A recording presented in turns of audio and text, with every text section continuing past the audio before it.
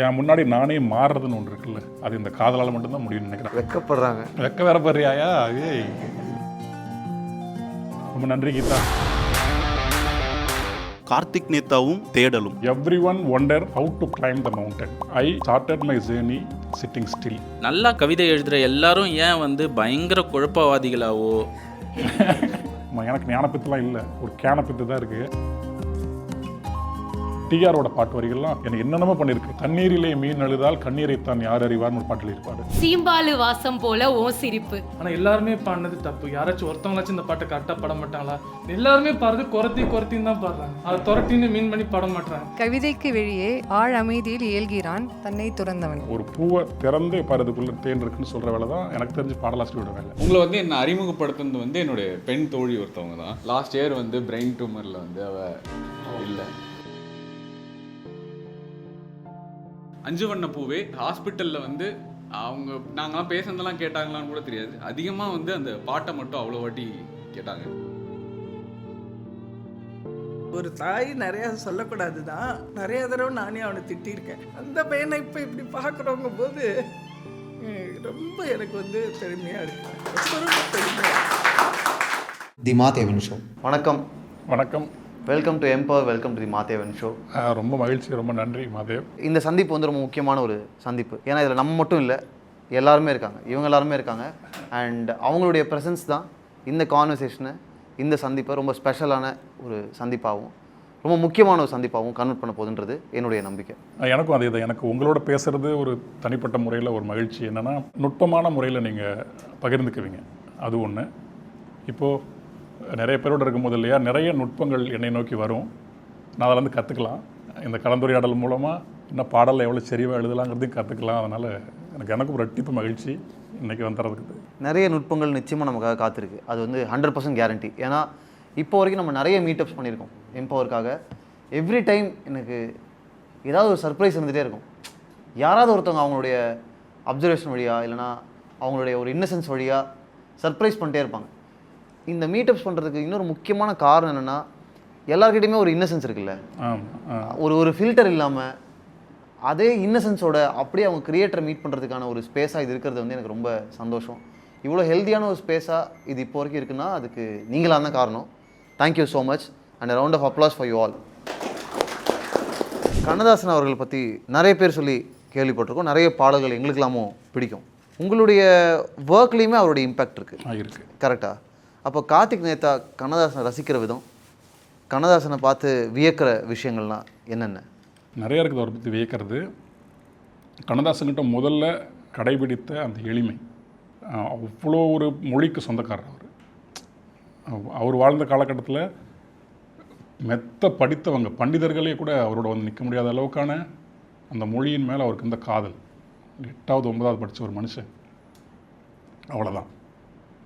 யாப்பு வந்து ஒரு ஆகச்சிறந்த சாகித்யம் கொண்டவனே அவரை மாதிரி வேகமாக யாப்பு சொல்ல முடியாது, இது வெம்பா சொல்ல முடியாது. அந்தளவுக்கு வெம்பா சொல்லியிருக்காரு. இன்னொன்று, நம்ம மரபு கவிதையினுடைய கடைசி ஆகச்சிறந்த கவிஞனா அவர் சொல்லலாம். ஆமாம், எனக்கு தெரிஞ்சு அவருக்கு அப்புறம் வந்தவங்க எல்லாமே அப்படி புதுக்கவிதை காலகட்டம் வந்துடுச்சு. புதுக்கவிதை வந்த பிறகுமே கூட கண்ணதாசன் மரபு கவிதை தான் எழுதிட்டு இருந்தார். மரபு தாண்டா சரின்னு சொல்லிட்டு இருந்தார் கடைசி வரைக்கும் அவர். ஆனால் அந்த மரபில் ஒரு எளிமை. ஆமாம், அவ்வளோ எளிமை.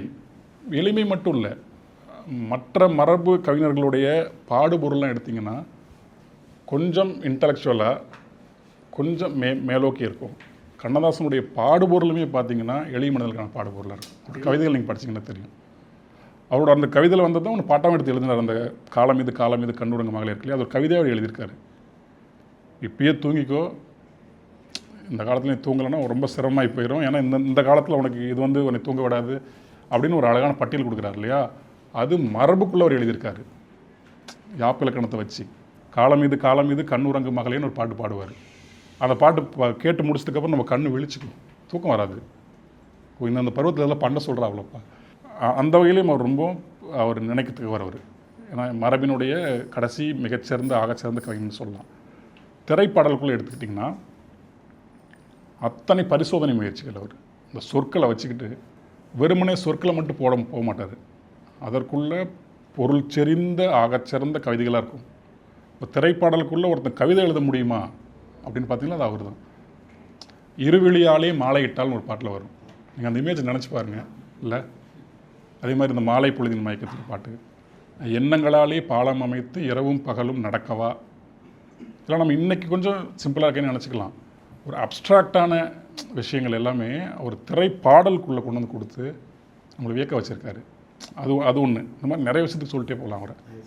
இன்னொன்று குறிப்பாக நம்முடைய சித்தர் மரபையும் சங்க இலக்கிய காலகட்ட கவிதைகளையும் நம்ம பள்ளு குறவஞ்சி மாதிரியான நாட்டார் மெட்டுக்கள் நாட்டார் எழுத்துக்களையும் மிக்ஸ் பண்ணி திரைப்பாடல்கள் கொடுத்த ஒரே கவிஞர் அவர் தான். இப்போ தூக்கணா குருவி கூடு அந்த பாட்டெலாம் பார்த்திங்கன்னா ஒரு குறவஞ்சி கவிதை இலக்கியம் எப்படி இருக்குமோ அதுக்கு இணையாக அந்த பாட்டு இருக்கும். ஆறு மணமை ஆறுலாம் வந்து ஒரு சித்தரோடைய பாடலுடைய ஒரு வடிவம் தானே அது. தெய்வம் தந்த வீடு வீதி இருக்குது, இது எல்லாமே ஒரு சித்தர் மனப்போக்கு தானே. ஒரு சமூக வாழ்க்கைக்குள்ளே ஒட்டாமல் இருக்கிற ஒரு மனுஷன், அவ்வளோதான் சிச்சுவேஷன். அவ்வளோதான். தங்கச்சி வந்து திட்டா தண்ணியை போட்டு தங்கச்சி அவன் திட்டணும், இவ்வளோதான் சுச்சுவேஷனு இல்லைங்களா. நாமளாம் தான் என்ன எழுதியிருப்போம், தங்கச்சி பேரை சொல்லி திட்டிருப்போம், இல்லை வாடி பொட்டை புள்ளை வெளியேன்னு போட்டிருப்போம். கண்ணதாசன் அப்படி போடாமல் அதுக்குள்ளே ஒரு மரபையே கொண்டு வந்து வச்சு ஒரு சித்தன் எப்படி சிந்திப்பான். அவன் ஒரு குடிகாரன் தான் அந்த படத்தில். ஒரு நல்ல தகப்பனாக கூட இருக்க முடியாது அவனால். அந்த கதாபாத்திரம் ஜெயகணேஷ் கதாபாத்திரம் காசு கிடச்சா குடிச்சிருவான், யார் பார்த்தாலும் காசு கேட்டுருவான், இப்படி ஒருத்தன் தான். அவனுக்குள்ளே ஒரு ரோசம் வருது, தங்கச்சி திட்டாலே அப்படின்ட்டு. என்ன வேணால் நம்ம எழுதிட்டு போகலாம்ல. ஆனால் அங்கே அந்த ஒட்டுமொத்த தமிழ் மரபையை கொண்டு வந்து வச்சு தெய்வம் தந்த வீடு வீதி இருக்குன்னு போட்டு ஆரம்பிக்கிறார். நான் கேட்டு தாய் தந்தை படைத்தாரா, இல்லை என் பிள்ளை என்ன கேட்டுப்பா, இதெல்லாம் ஏன் பாடணும். கண்ணதாசனுக்கு அந்த பொறுப்பு உண்டு. ஏன்னா அவருக்கு அந்த மரபு இருக்கிறதுனால. இந்த மரபை எவ்வகையிலும் நம்ம விட்டு கொடுத்துடக்கூடாது அப்படிங்கிறதுல அவர் ஸ்ட்ராங்காகவே இருப்பார். நீங்கள் எந்த பாட்டு எடுத்திங்கனாலும் 7 ஸ்வரங்களுக்குள் எத்தனை ராகம்னு பாட்டு இருக்குது, அதெல்லாம் கேட்டிங்கன்னா ஐயோ என்ன சொல்கிறது. அவர் நேரில் பார்க்க முடியலங்கிற ஒரு ஏக்கம் இருக்குது நமக்கு இல்லையா. எனக்குலாம் அது ரொம்ப உண்டு. நான் ஆண்களில் ஒருத்தர் நல்லா காதலிச்சேன் அப்படின்னு கண்ணதாசன் தான் காதலிச்சேன். ஆமாம், அப்படி அவரோட தோட்டத்துலேயுமே அந்த ஒரு இது இருக்கும். கணிஞ்சு கணிஞ்சு கணிஞ்சு கணிஞ்சு அந்த முகமே அப்படி இருக்கும் பார்க்கும்போது இல்லையா. இந்த 7 ஸ்வரங்கள் பாட்டெலாம் நீங்கள் எந்த வரி எடுத்தீங்கனாலும் நீங்கள் அதை பற்றியுமே 1 மணி நேரம் பேச முடியும். அதில் வந்து உனக்காக நான் அழலாம் இயற்கையில் நடக்கும், உனக்காக உணவு உன்னை எப்படி நடக்கும்லாம் கேட்டிருப்பார். உனக்காக நான் அழுதுற முடியும், உனக்காக நான் இப்போ சோர்த்துக்க முடியும்னு நம்ம கேட்குறோம் இல்லையா. நம்ம அன்றாட பேசிக்கிற வார்த்தை தானே இது. அவரோட மொழியில் பாருங்கள் எப்படி அழகாக வந்து உட்காருது. கண்ணிலே என்ன உண்டு, அதெல்லாம் ரொம்ப ஆழமாக எழுதியிருப்பார். அந்த எந்த ஒரு எளிமையான பாட்டாக இருந்தாலுமே அதில் இந்த மரபையும் கொண்டு வந்து தூக்கிட்டு வந்து வச்சு எளிய லாங்குவேஜில் சொல்லிட்டு போயிட்டே இருப்பார். அதான் நான் கற்றுக்கணும்னு நினைக்கிறேன் அவர்கிட்ட. மாஸ்டர்ஸ் பற்றி பேசுறது டாக்குமெண்ட் பண்ணுறது ரொம்ப முக்கியம்னு நான் நினைப்பேன். அதுக்கு என்ன காரணம்னா, உங்கள் வழியாக நீங்கள் சொன்ன ஒரு 5-6 பாடல்களை ஃபஸ்ட் டைம் கேட்குறவங்க இருப்பாங்கல்ல. ஆமாம், சரி. அதுக்கு நம்ம ஒரு கருவியாக இருக்கலாம்ல. உறுதியாக. ஸோ கான்ஸ்டண்ட்டாக மாஸ்டர்ஸ் பற்றியும் மாஸ்டர்ஸுடைய ஒர்க்ஸையும் நம்ம அடுத்த தலைமுறைக்கு கொண்டு போய் சேர்க்குறதும், அது வரைக்கும் அறிமுகம் இல்லாதவங்களுக்கு கொண்டு போய் சேர்க்குறதும் நம்மளுடைய பொறுப்புன்னு நான் நினைக்கிறேன். அதனால தான் நான் அடிக்கடி மாஸ்டர்ஸ் பற்றி பேசிட்டே இருப்பேன். உறுதியாக. ஐ திங்க் கண்ணதாசன்லாம் இப்போ திரைப்பாடல் எழுத வரவங்க கண்ணதாசன் படிக்காமலாம் வரவே கூடாது. நீங்கள் இப்போ வேறு இலக்கியம் கூட படிக்காம விட்டுடலாம். ஆமாம், இதுக்கு என்ன காரணம் வேணால் சொல்லி. ஆனால் எந்த காரணத்தை சொல்லியும் கண்ணதாசனை படிக்காமல் இருக்கக்கூடாது. கண்ணதாசனுடைய பாடல்கள் ஒரு இயக்குனர் 2.5 மணி நேரம் சொல்லக்கூடிய ஒரு விஷயத்தை ஒரு 3 நிமிஷம் 1 நிமிஷம் சொல்லிட்டு போயிட்டே வந்துடுவார். அதுக்கு அவ்வளோ அறிவு வேணும், அதுக்கு அவ்வளோ வாசிப்பு வேணும், கூர்மையாக அந்த வாழ்க்கையை அந்த சமூகத்தை தன்னைத்தானே பார்த்துக்கிற ஒரு இது வேணும். அப்போ தான் கடவுள் மனுஷனாக பிறக்கணும்லாம் கேட்க முடியும். அது வரைக்கும் எல்லாருமே கடவுளை பற்றியே தான் பாடிட்டு இருந்தாங்க. அவர் தான் கடவுளை முதல்ல கொஷின் பண்ணுறாரு. உன்னை தான் நான் நம்பியிருந்தேன், ஏன் அப்படி பண்ணுற கேட்குறது ஒரு இருக்கு இல்லையா. அதுக்கு வந்து அந்த மன தெளிவு இருந்தால் தானே வரும். அவர் பயங்கர குழப்பத்தில் இருக்கிறா இல்லை சொல்லுவாங்க, இல்லை, அவரோட அடி ஆழத்தில் ஒரு ஞானியினுடைய தெளிவோடு இருந்த ஒரு மனிதர் அவர். அதனால தான் ஒவ்வொரு சொல்லுமே அப்படி வந்து எழுத்தெண்ணி வந்து விழுவும் அவருக்கு. இந்த கண்ணா கருமையினர் கண்ணான்னு ஒரு பாட்டு இருக்குது. சூழல் பார்த்திங்கன்னா அந்த பொண்ணு கருப்பாக இருக்கும், யாரும் அந்த பொண்ணை வந்து கல்யாணம் பண்ணிக்க மாட்டாங்க. அப்போ அந்த பாட்டு வரும், மனம் பார்க்க மறுப்போர் முன் கொடுத்தாய் கண்ணா அப்படின்னு போயிட்டே இருப்பார். அந்த சரணத்தோட எண்டில் நல்ல இடம் பார்த்து நிலையாக சிலையாக அமர்ந்தாய் கண்ணான்னு கேட்பார். இது எல்லாத்தையும் பண்ணிட்டு நீ போய் நல்லா சிலையாக அமைதியாக உட்காந்துட்டல. இந்த இப்படி மனம் குமுறது இருக்குல்ல, இது ஒரு பாமரனோட குமுறல். கரெக்ட். உனக்கு என்ன, நீ பாட்டுக்கு அங்கே போய் உட்காந்துட்ட, என்னை இப்படி பிறக்க வச்சு இப்படி பண்ணிட்டியே, இது மன்றாட ஊரில் எல்லா கிழவிங்களும் நாமளே சொல்கிறது தான் இல்லையா? இந்த இடத்துல இருந்து தான் அவரோட மொழியுமே ஸ்டார்ட் ஆகுது. நம்ம திங்கிங்கே இன்டலெக்சுவலாக இல்லாமல் திங்கிங்கே பாமரனாக இருக்கும் அவர்கிட்ட. இப்போ நீங்களும் நானும் எப்படி திங்க் பண்ணுவோமோ அதை ஒரு பொய்டிக் லாங்குவேஜில் வச்சு அவர் கொடுப்பார். ஒட்டுமொத்தமாக அந்த உலக மனிதர்கள் கேட்டுட்டு இருக்கிற ஒரு கேள்வியை அந்த கதாபாத்திரத்தின் வாயிலாக கேட்க வச்சுட்டு போயிடுவார் அவர். அதுதான் எனக்கு தெரிஞ்ச ஒரு பாட்டுக்குள்ளே வேணும்னு நினைக்கிறேன். அவரோட பாடல் இன்றைக்கும் நமக்கு ரெஃபரன்ஸாக இருக்கிறதுக்கும் நம்ம இன்றைக்கும் கேட்டு சிலுக்கிறதுக்கு காரணம் என்னென்னா, அந்த அடிப்படையான கேள்விகளையும் அடிப்படையான உண்மைகளையும் எளிய மொழியில் அந்த சந்தம் கெடாமல் அப்படி உச்சத்தில் வச்சுட்டு போனவர் அவர் தான். அதனால தான் நம்ம அவர் என்னால் இன்னும் கொண்டாடிக்கிட்டே இருக்கேன் அவரை. எப்படி இந்த மனசு உள்ளே எழுதியிருப்பாப்புல அப்படின்ட்டு. Super, thank you. ஸோ நான் மெயினாக வந்து உங்களை பற்றி நான் தெரிஞ்சுக்கிட்டதுக்கு முன்னாடி நீங்கள் சொன்ன கண்ணதாசன் வந்து எனக்கு ரொம்ப பிடிச்ச ஒருத்தர். அதாவது நான் அவர் எப்படி பார்க்குறேன்னா, அவரை வந்து நீங்கள் எப்படி சொன்னீங்க வர்ணித்து, அவர் இருந்த காலகட்டத்தில் நான் இல்லையேன்னு ரொம்ப ஃபீல் பண்ணுற ஒரு ஆள் நான். அவர் சொல்லிட்டு போன அந்த பாடல்கள் வழியாக அவரோட அந்த வனவாசம் எல்லாம் படித்து எனக்கு எப்படி ஆயிடுச்சுன்னா, நான் வந்து அவரை ரொம்ப லவ் பண்ண ஆரம்பிச்சிட்டேன். எனக்கு அந்த எப்படின்னா, ஒரு கவிதை இருக்குது, நான் சொல்கிறேன் அது எப்படின்னு. மறுபிறவி நாடினேன் மையிட்ட எழுதுகோலாய் உன் கைகள் தீண்டிடும் ஆசையில். அந்தளவுக்கு நான் அவர் மேலே ஒரு பிரிய பக்தி கொண்ட ஒரு ஆள்னே சொல்லலாம். அப்படி இருக்கும்போது உங்களை நான் வந்து பார்க்க ஆரம்பித்தது வந்து ஜேர்னி பாட்டு. கிட்டத்தட்ட நான் போன வருஷம் ஃபுல்லாக ஸ்பாட்டிஃபைல என்னோடய லிஸ்ட்டில் இருந்தது அந்த ஜேர்னி தான். அது ஏன்னா அதில் நிறையா வரிகள் எனக்கு பிடிக்கும். தட்டான் போல் பறக்கிறது அதெல்லாம் எனக்கு ரொம்ப பிடிக்கும். ஆனால் எனக்கு எது உங்ககிட்ட கேட்கணுன்னா, ஆள் என்பது மெய்ஞான போதும் இப்போது இப்போது இப்போது எல்லாமே போல் என்பதே சகட்டு. நீங்கள் சொன்ன அந்த கணம்னு ஒன்று இருக்கும். அந்த வரி நீங்கள் எப்படி யோசிச்சு அது நீங்கள் எப்படி எழுதுறீங்க? உங்களை எப்போ நான் நேரில் பார்த்தாலும் எனக்கு இதை பற்றி உங்ககிட்ட கேட்கணும் அப்படின்னு ஒரு கேள்வி இருந்துச்சு. அது போக எல்லாருக்கும் கவிஞராகும்போது ஒரு பாட்டு வந்து அவங்க கவிதையாக எழுத ஆரம்பிச்சிருப்பாங்க. இப்போ நான் கவிஞராக என்ன நான் நினச்சி எழுத ஆரம்பித்தப்போ எழுதுனது வந்து ஒரு சிவனை பற்றி ஒரு 4 லைன், ஆதினி அந்தம்னி அப்படின்னு ஒரு 4-5 லைனுக்கு எழுதினேன். நீங்கள் முதல் முறையாக கவிதைன்னு ஒன்று எழுதுனது எதை பற்றி எழுதியிருப்பீங்க? காதல் தான், வேற என்ன. நான் ஒரு 8th ஸ்டாண்டர்ட் படிக்கும்போது எனக்கு அந்த அனுபவம் அப்போ கிடைக்கல. அதனால நீங்கள் பக்திமான் ஆகிட்டீங்க. எனக்கு அப்போ காதலுக்கான வழி தெரியல. அதனால நான் இப்படி ஆரம்பித்தேன். நீங்கள் எப்படி ஆரம்பிச்சிங்க? அதை பற்றின ஏதாச்சும் மெமரி இருந்துச்சுன்னா உங்களோட முதல் கவிதை. அதான் காதல் தான். வரிகளாக கர்வம் கொள்ளும் பெண்ணல்ல அவள், கலங்க வைக்கும் பெண், ஆம் கேள்விக்குறியில் போட்டு ஆச்சரியக்குறியெல்லாம் போட்டு கலங்க வைக்கும் பெண் அப்படி. அந்த டைமில் அந்த ஆச்சரியக்குறி போடலன்னா அது கவிதை இல்லைன்றாங்க, சொல்லிட்டாங்க ஒருத்தருங்க. உங்களுக்கு எப்படி ஆச்சரியக்குறியா? எனக்கு அந்த 3 புள்ளி, அந்த 3 புள்ளி இல்லைன்னா எனக்கு கவிதை எழுதுன அந்த ஃபீலே வராது. காதல் தான் முதல்ல தொடங்குனது. அந்த ஆள் என்றது மெயினான போதும் அந்த வரிகள், அந்த டியூனோட ஹுக் லைன் அந்த இடம் தான். அதை அந்த டியூன் போடும்போது அவர் ஹுக்குன்னெலாம் போடல, அவர் ஒரு ஃப்ளோவில் தான் போட்டிருப்பார். நம்ம மெட்டு கேட்கும் போது இந்த ஒட்டுமொத்த பாட்டும் சொல்லக்கூடிய சாராம்சம் இந்த இடத்துல தான் வரணுங்கிறது எனக்கு கேட்கும்போது தெரிஞ்சிச்சு. அதனால் அந்த இடத்துல அதை போட்டது. அந்த இப்போதில் இருக்கும்போது தான் நீ உருப்பிடுவா அப்படிங்கிறது அங்கே சொல்லணும்னு தோணுச்சு. அதனால் அங்கே சொல்லியாச்சு. அதுதான் அந்த பாட்டினுடைய கோர்னு டியூனாக கேட்கும்போது உங்களுக்கு எப்படி புரிஞ்சுது? மெட்டு கேட்கும்போது உங்களுக்கு தெரியும். அப்படி ஏறி அந்த இடத்துல உச்சத்தை போய் அப்புறம் மீண்டும் மெட்டு கீழே இறங்கும். இப்போ மலை கூட அதுதான். நம்ம அங்கேருந்து கத்தும் போது இல்லையா, எல்லாத்துக்கும் கேட்கும்ல. அந்த ஒரு சிம்பிள் லாஜிக் தான். அந்த மெட்லேயும் அது இருக்கும். ஒரு மலை இப்படி ஏறி இறங்குறது தான் அது. அந்த இடத்துல ஒரு ஸ்பீக்கரை வச்சு நம்ம கத்த போடுறாங்க, அது மைண்டில் தெரிஞ்சு தான் அந்த இடத்துல அது போட்டது. இப்போ பிரேமனா அது கேட்டவுடனே அவருக்கு ஒரு மாதிரி ஆகிட்டார் பிரேமண்ணன். கோவிந்தசந்தாக்கு எதுவுமே சொல்ல மாட்டாப்புல, அடுத்த உடனே அப்படி ரெக்கார்டிங் போயிடுவாப்புல. அது நமக்கு புரியுது என்னன்னு தெரியல, அதான் அந்த பயிற்சினால் வரதான் நினைக்கிறேன். இன்னொன்று, ஒரு உச்சபட்சமாக நீங்கள் கத்தும் போது அங்கே நீங்கள் ஆகச்சிறந்த உண்மைகளை சொல்ல முடியும். நமக்கு ரொம்ப கத்தும் போது உண்மை தானே சொல்கிறோம் இல்லையா?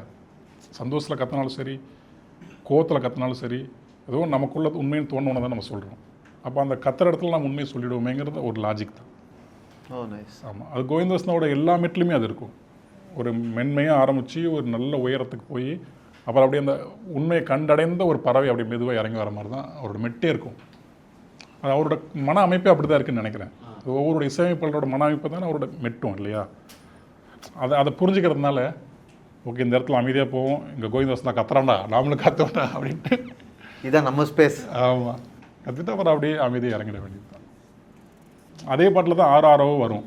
ஆமாம், இங்கே ஒரு கத்திட்டு தான் அங்கே ஆரோ வருவோம். தூங்கவும் வச்சிடலாம். ஆமாம். எனக்கு ஆக்சுவலாக 2 கேள்வி. ஒன்று, மான்ஸ்டர் படத்தில் அந்தி மாலை நீர் அந்த பாட்டில் பாடுங்க. இல்லை அந்த பாட்டில் ஒரே ஒரு லைன் தான். அதுக்கப்புறம் தான் அந்த ஃபுல் பாட்டு கேட்டேன். அதுக்கப்புறம் தான் வந்து யாருன்னு பார்த்தேன் ஆக்சுவலாக. வட்டம் போலே வாழ்ந்தேன் காதல் வாசல் வைக்கிறதே அப்படின்னு ஒரு லைனு. அது எனக்கு கேட்ட உடனே நான் இமேஜின் பண்ணி பார்க்குறேன். லைக் எல்லாம் மற்ற டயக்ராம்ஸ்லாம் வந்து ஒரு மூலை இருக்கும். யூஸ்வலாக அந்த மூலை ஒரு கார்னர்ஸ் அப்படின்னு இருக்கும். வட்டத்துக்கு மட்டும்தான் எந்த ஒரு கார்னர்ஸும் இருக்காது. அதில் வாசல் இருக்குது அப்படின்னு அந்த ஒரு இமேஜினேஷன் எப்படி வந்துச்சு அப்படின்றதே வந்து எனக்கு அது ஒரு என்லைட்மெண்ட்டாக இருந்தது. எனக்கு பயங்கரமாக இருந்துச்சு, யாரா அது அப்படின்னு. அதுக்கப்புறமா தான் அந்த பாட்டு கேட்டேன். அதுக்கப்புறம் தான் யார் அப்படின்னு இது பண்ணேன். இன்னொன்று, நல்லா கவிதை எழுதுகிற எல்லாரும் ஏன் வந்து பயங்கர குழப்பவாதிகளாவோ ஒரு தத்துவமாக நிறைய பேசுகிறவங்களாவோ இல்லை குழம்புனவங்களாவோ ஏன் அப்படி இருக்காங்க அப்படின்றது வந்து கொஷின். அது என்னால் புரிஞ்சிக்க முடியல ஆக்சுவலாக. ஒரு பக்கம் தத்துவமாக இருக்குது, இன்னொரு பக்கம் குழப்பமாக இருக்குது. அது என்ன அப்படின்றது தான் கேள்வி ஆக்சுவலாக தத்துவமே ஒரு குழப்பம்தான். குழப்பத்திலேருந்து அரைஸ் ஆகிறது தான் அது. குழப்பங்கிறது நான் தேடலாக தான் பார்க்குறேன். குழப்பங்கிறது நம்ம ஒருத்தர் குழம்புறான் அப்படின்னா அவன் தேடும்போது தானே குழம்புறான். தேடாமல் உட்காந்துக்கிற ஒருத்தனுக்கு குழப்பமே வராது இல்லை. அவன் பாட்டி சிரிச்சுட்டே இருப்பான், லாபிங் புத்தாவா இல்லையா? அது குழப்பம் இருக்கலான்னு தான் நினைக்கிறேன். அந்த குழப்பம் நம்மையும் நம்ம சொல்கிறத கேட்குறவங்களையும் எந்த இடத்துல உட்கார வைக்கிறது ரொம்ப முக்கியம். எனக்கு என்னோடய ஆர்ட்டை நான் அப்படி தான் பார்க்குறேன். என்னோடய ஆர்ட் என்ன பண்ணுது, முதல்ல கேட்குறவங்கள மகிழ்ச்சிப்படுத்தலாம், சோகத்துக்குள்ளே ஆழ்த்தலாம், இல்லை குழப்பி கூட விடலாம். ஆனால் அந்த ஆர்ட் க்ரியேட் ஆகும்போது அது எனக்குள்ளே இருக்கிற அகந்தையை அழிக்குதா, எனக்குள்ள இருக்கிற அகந்தையை தூண்டுதான் நான் முதல்ல பார்க்குறேன். அது இப்போ நாட்பட எனக்குள்ள இருக்கிற அகந்தையை குறைச்சிக்கிட்டே வருது. அந்த வகையில் நான் நல்லா ஆர்ட் பண்ணிகிட்டு இருக்கேன், எனக்கு சந்தோஷம். அது மக்கள்கிட்ட போய் சேருதா, பிஸ்னஸாக அது நல்லா போகுதா அப்படிங்கிறது என்னோட 2வது கட்டம். செகண்டரியாக என்னோட முக்கியத்துவம் அதில் கொடுக்குறேன். இது எல்லாமே அந்த குழப்பவாதிகளுக்கான கேள்வி. அந்த வட்டம் போலே வாசலுங்கிறது அப்படியே சும்மா வந்தது தான். எனக்கு இதாக சொல்ல தெரில. சின்ன வயசில் எறும்பு போயிட்டு இருந்துச்சுன்னா எறும்பை நம்ம மடக்கும் தெரியுங்களா, கோடு போட்டு மடக்கும். அதை நான் அந்த மாதிரி ரவுண்டு போட்டு அதை உள்ளே நிறுத்திடுவேன் சின்ன வயசில். ஒரு 1 நிமிஷத்துலேயே 2 நிமிஷத்துலேயே மனசு கேட்காது, ஏதோ ஒரு ஓரத்தில் அழிச்சு விடுவேன், அது வெளியே போகும். இது உள்ளுக்குள்ளே பதிஞ்சு கூட அந்த இடத்துல வந்திருக்கலாம். ஆமாம், எனக்கு இதனால தான் வந்துச்சுன்னு எனக்கு சொல்ல தெரில. ஆமாம், இப்படி நிறைய ஒரு கொடூரம்லாம் பண்ணியிருக்கேன். ஆமாம், எறும்பெல்லாம் வதச்சிருக்கேன். எறும்பு ஓட விடாமல் சுற்றி போட்டு பண்ணியிருக்கேன், சுற்றி போட்டிருக்கேன். ஆமாம். பித்துங்கிற வார்த்தை நிறையா பாடல்கள்லையோ இல்லை எதையோ இருக்கும். அதான் அவர் கேட்ட கேள்வியில் அது ஒரு காம்ப்ளிமெண்ட்டாக இருக்குமேன்னு கேட்டேன். அந்த பித்துங்கிற வார்த்தை வந்து அது உங்களுக்குள்ளே நல்ல வார்த்தை இருக்குது. அது அதை பற்றி நீங்கள் என்ன நினைக்கிறீங்க? இந்த மாதிரி வார்த்தைகள், நிறைய வார்த்தைகள், மாயை, அதை பற்றி வார்த்தைகள், இந்த மாதிரி நிறைய வார்த்தைகள் அடிக்கடி உங்களுடைய இருக்கு. ஆமாம், அதான் இன்னும் பித்து தெரியல, அதனால தான் அது வந்துக்கிட்டே இருக்குது. பித்து தெளிஞ்சிருச்சுன்னு வச்சுக்கோங்களேன், சித்துங்கிற வார்த்தை நிறைய எழுதுறேன். அது ஒன்று தான் உங்களோட மீனிங், உங்களுக்கு வந்து அது ஒரு அர்த்தம் தான் இருக்கா? ஒரு குழந்தையினோட பித்து கூட நான் எழுத முடியும். அந்த குழந்தையினுடைய பித்து ஒரு ஞானியினுடைய பித்தாக இருக்க வேண்டிய அவசியம் இல்லை, அல்லது ஒரு பைத்தியக்காரனுடைய பித்தாக இருக்க வேண்டிய அவசியம் இல்லை, அல்லது வெகுண்டு எழக்கூடிய ஒரு சின்னமுற்றவனுடைய பித்தாக இருக்க வேண்டிய அவசியம் இல்லை. அது எந்த டெக்ஸ்ட்குள்ளே அது வருதுங்கிறது பொறுத்து தான் அந்த பித்து. ஆமாம், பாட்டில் பெரும்பாலும் ஒரு ஞானப்போக்குள்ளே இருக்கிறதுனால ஞானப்பித்துன்னு வச்சுக்கலாம். அது ஆமாம், எனக்கு ஞானப்பித்துலாம் இல்லை, ஒரு கேனப்பித்து தான் இருக்குது. அதனால் கார்த்திக் நேத்தாவும் தேடலும். கார்த்திக் நேத்தா கிட்ட நான் பார்க்குறது வந்து நிறைய விஷயங்களை அவர் தேடிக்கிட்டே இருக்காரோ அப்படிங்கிற மாதிரி ஒரு ஃபீல் இருக்கும். தேடல் உங்கள் வாழ்க்கையில் கொண்டு வந்து சேர்த்தவைகள் என்ன? நீங்கள் இப்போ எதை நோக்கி தேடிக்கிட்டு இருக்கீங்க? நம்ம திருக்குறள் தான் அதுக்கு நான் சொல்லணும்.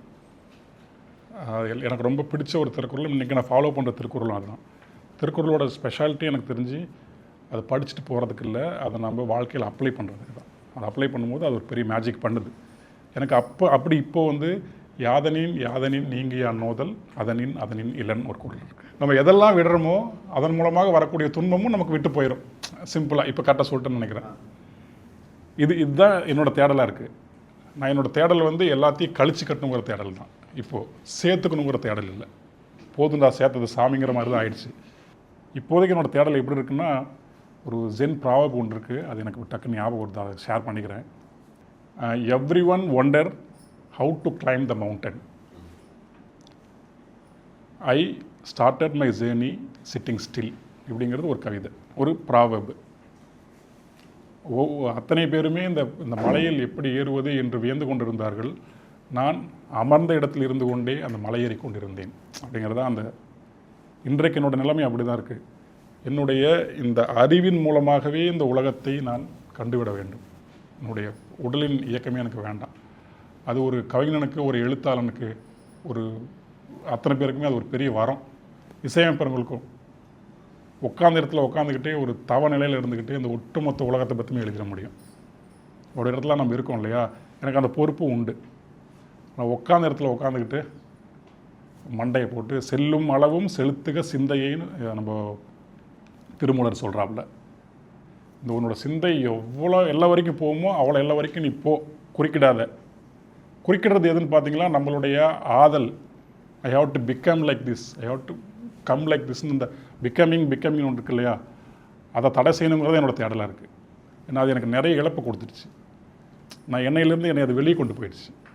இந்த ரியல் பீயிங்காக இருக்கிற கார்த்திக் நேத்தாவை இன்றைக்கி நான் இதாக இருக்கணும், நாளைக்கு அதாக இருக்கணும், நாளைக்கு அதாக இருக்கணும், நீயா இருக்க மாட்டியா அப்படிங்கிற கேள்வி ஒன்று அரைஸ் பண்ணுறது இல்லையா, அந்த கேள்விக்குள்ளேயே உட்காந்துக்கிட்டு இருந்தாவே போதும். அதுதான் என்னோட தேடல் நான் நினைக்கிறேன்.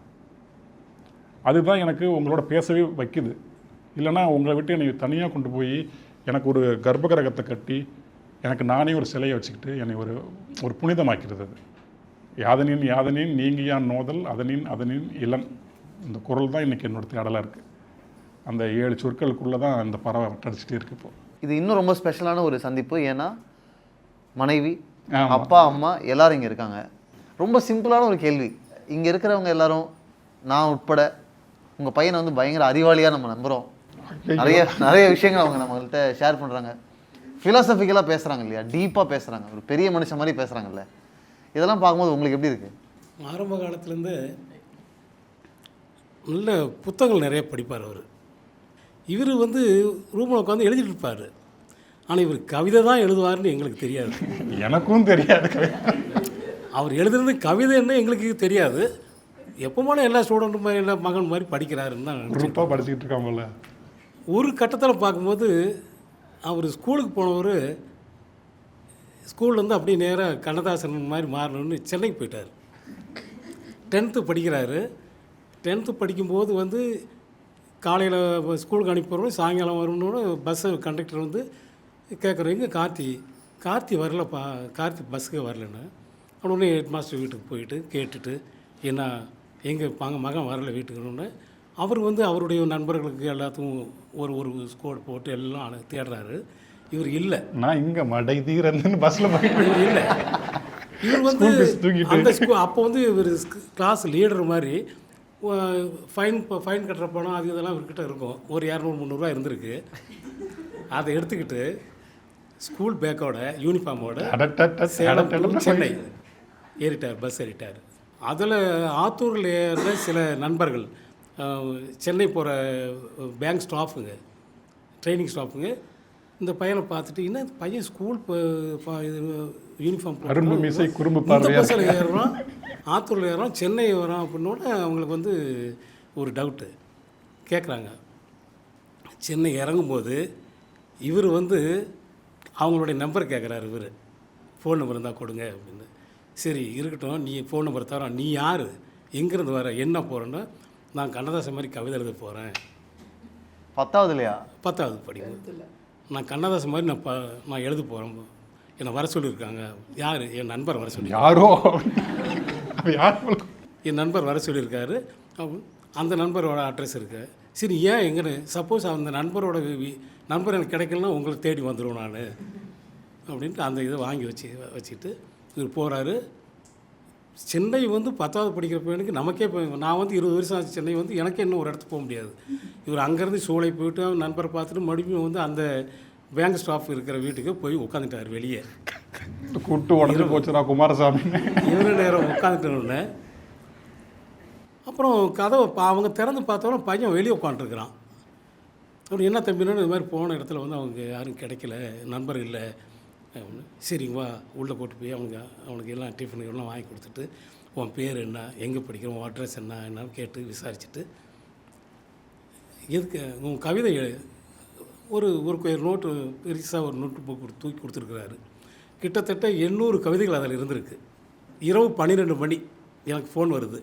இந்த மாதிரி உன் மகன் வந்து எங்ககிட்ட தான் இருக்காங்க ஒன்று. 12 மணி சொன்ன உடனே அடுத்த ஒரு அரை மணி நேரத்தில் சென்னை பஸ்ஸை பிடிச்சிட்டு நாங்கள் இவரை வந்து பார்த்தோம். அந்த மொமெண்ட் அவர் என்னை பார்க்க, நான் அவர் பார்க்க அப்படின்னு அவர் அழுவ நாளுவேன், டேடி நீ அழுவியா அப்படின்னு. அவர் கதவு திறந்து அவரை பார்த்த உடனே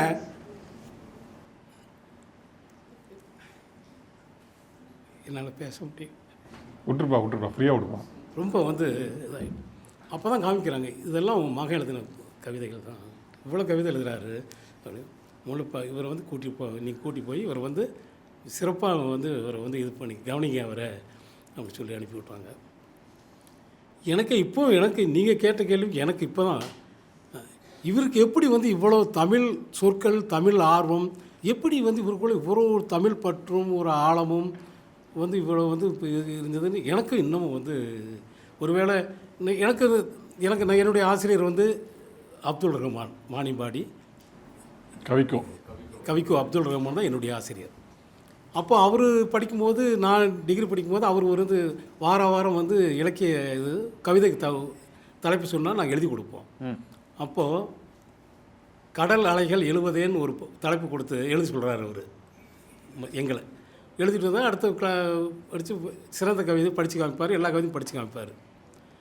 அப்போது நான் கடல் அலைகள் எழுவதேன்னு அப்படிங்கிற இதுக்கு நான் எழுதின இது,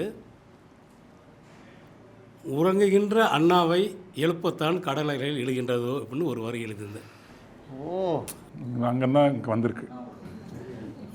இல்லை இது அது நான் கவிதைன்னு சொல்கிறேன். அவர் எழுதுகிற கவிதைக்கு அவர் சிறப்பாக அதுக்கு வந்து அவர் வந்து, ஏன்னா அவர் கலைஞரோட நண்பர், அவர் அது இது நல்லா வந்து நல்லா இருந்தது அப்படின்னு. இப்போ அப்பாவை பொறுத்த வரைக்கும் அவங்க பாட்டு எழுதுனது, கவிதை எழுதுனதெல்லாம் செகண்டரி. உனக்கு தமிழ் எப்படி தெரியுன்றதே அதுவே எனக்கு பெரிய ஆச்சரியமாக இருக்கு. அம்மாட்ட இவங்க எல்லாருக்கும் அவருக்கு கவிதை உண்டு, இவருக்கு புக்கு படிக்கிற பழக்கம் உண்டு. நமக்கு ரெண்டுமே கிடையாது. நீங்கள் தான் நம்மால் ரெண்டுமே கிடையாது. ஆனால் எனக்கு இப்படி ஒரு பையன் பிறந்திருக்கான், இப்படி ஒரு திறமையோடு இருக்கான்னு நினைக்கும் போது எனக்கு வந்து ரொம்ப இதை வந்து நம்ம முறைப்படி இவனுக்கு கொண்டு வந்துடணும். இவன் கவிதை எழுதினாலும் சரி, பாட்டு எழுதினாலும் சரி, சினிமாவில் நடித்தாலும் சரி, அதனால் முறைப்படி வாடா, வந்துரு, வீட்டுக்கு வந்துரு, +2 முடி, அதுக்கப்புறமேலு மெல்ல உன்னை எங்கே சேர்க்கணும்னு நீ சொல்கிறியோ அந்த இடத்துல சேர்த்து விடுறேன். சரின்னு மண்டையை ஆட்டிட்டு வந்தான். +2 முடிச்சோன்னா இவராக முறைப்படி கொண்டு போய் சென்னையில் விட்டுட்டோம். முறைப்படிலாம் யார்கிட்டையும் விடலை, சென்னையில் கொண்டு வந்து ஒரு இடத்துல விட்டுட்டோம். ஒரு பாதுகாப்பாக ஒரு இடத்துல இருக்கான். அப்பப்போ மாதம் பணம் அனுப்பணும், செய்கிறோம், எல்லாம் பண்ணுறோம். கொஞ்ச நாள் போகுது, அப்படியே போயிட்டுருக்கு. பையன் சென்னையில் இருக்கான். மாதம் ஒரு தடவை அப்பா தான் போய் பார்த்துட்டு வருவார். போகிற அன்னைக்கெல்லாம் நீட்டாக இருப்பார். நீட்டாக இருப்பார். பவுடர்லாம் போட்டு அப்பாவுக்கு என்ன பையன் சேஃபாக இருக்கான், ஓகே அப்படிங்கிற ஹாப்பி. அப்புறம் நாள் தான் பையனை பற்றி அப்படியே ஓரளவு தெரியுது. அந்த கட்டத்தில் இவனுடைய நட்பு வட்டங்கள்லாம் சேர்ந்து பாடுபடுத்தி உடல்நிலை பாதிக்கிற அளவுக்கு கொண்டு வந்து விட்டாங்க. எல்லாம் கூட இருந்தவங்களாம் குடிச்சிடுச்சு, எல்லாம் செஞ்சு எல்லாம் ஆட்ட பாட்டம்லாம் முடிச்சுட்டு அதனால் எல்லாம் எஸ்கேப். சீரியஸாக இருக்கிறான். நம்ம தப்பு பண்ணிட்டோமோ, நம்ம மிரட்டி 2 அடி போட்டு உள்ளூரில் எதாவது பண்ணிடான்னு சொல்லாமல் விட்டுட்டோமோ அப்படின்னு ஒரு நிமிஷம் மனசு கலங்கினது. அந்த ஒரு 10 வருஷம் இருக்கும், 10-15 வருஷம் யார் ஃபோன் பண்ணாலும், யார் என்ன சொன்னாலும், உன் பையன் அப்படி இருக்கான், உன் பையனுக்கு சாப்பிடல, உன் பையன் இதுன்னா 5000 அனுப்பு, 10,000 அனுப்புனா அவன் நிஜம் சொல்கிறானா பொய் சொல்கிறானா தெரியாது, அனுப்பிடுவோம். இவனுக்கு போய் சேர்ந்துச்சா சேரலையான்னு அவனுக்கே கூட தெரியாது. அப்படி தான் அந்த 15 வருஷம் வந்து இருந்தான். இன்னும் எப்படி ஒன்றுமே புரியல. வீட்டில் வச்சுக்கிட்டாலும் ஒன்றும் புரியல. நாங்களும் எங்கெங்கெல்லாம் கொண்டு போய் சேர்த்து பார்த்தோம், நிறைய இடம் செலவு பண்ணியெல்லாம் பார்த்தோம். அவங்க சொல்கிறது நல்ல திறமை இருக்குது, வெளியே போனால் தான் இப்படி ஆயிடும். அப்போ வெளியே போகாமையே எப்படி உள்ளேயே வச்சு வைத்தியமே பண்ணிகிட்டு இருந்தால் எப்படி அவன் மாறுறது? ஒரு கட்டத்தில் விட்டேட்டோம் அப்படியே. அம்மா இனி என் வாழ்க்கையில் போதுன்னு முடிவு பண்ணிட்டோம்மா, கல்யாணம் பண்ணிக்கிறேன் அப்படின்றான். எனக்கு வந்து சந்தோஷப்படுறதா அதிர்ச்சி ஆகிறதா தெரியல. கொஞ்சம் நிஜமாக விடா, நல்லா சுயநிலையோடு தானே, ஹாஸ்பிட்டலில் தானே இருக்கேன், சுயநிலையில் தானே இருப்பான், ஏன்னா எப்படி தெளிவாக தானே இருக்கேன் அப்படின்னு இல்லாமல் தெளிவாக இருக்கேன், நீ பயப்படாத அப்படின்னா. சரின்னு நான் பார்க்கலாம் அப்படின்னு சொல்லி ஏற்பாடு பண்ணும்போது, நீ தேடலாம் வேணாமா, ஃபேஸ்புக் மூலியமாகவே இதுலேயே ஒரு பொண்ணை நான் பார்த்து வச்சுருக்கேன், அதுக்கிட்ட என்னுடைய ஹிஸ்ட்ரி எல்லாம் சொல்லிட்டேன், அவங்க வீடு போய் பாருங்கள், பார்த்துட்டு உங்களுக்கு பொண்ணு பிடிச்சிருந்துச்சுன்னா ஓகேம்மா நம்ம கல்யாணத்துக்கு ஏற்பாடு பண்ணுங்கன்னு சொல்கிறான். எப்போ? ஹாஸ்பிட்டலில் இருக்கான்.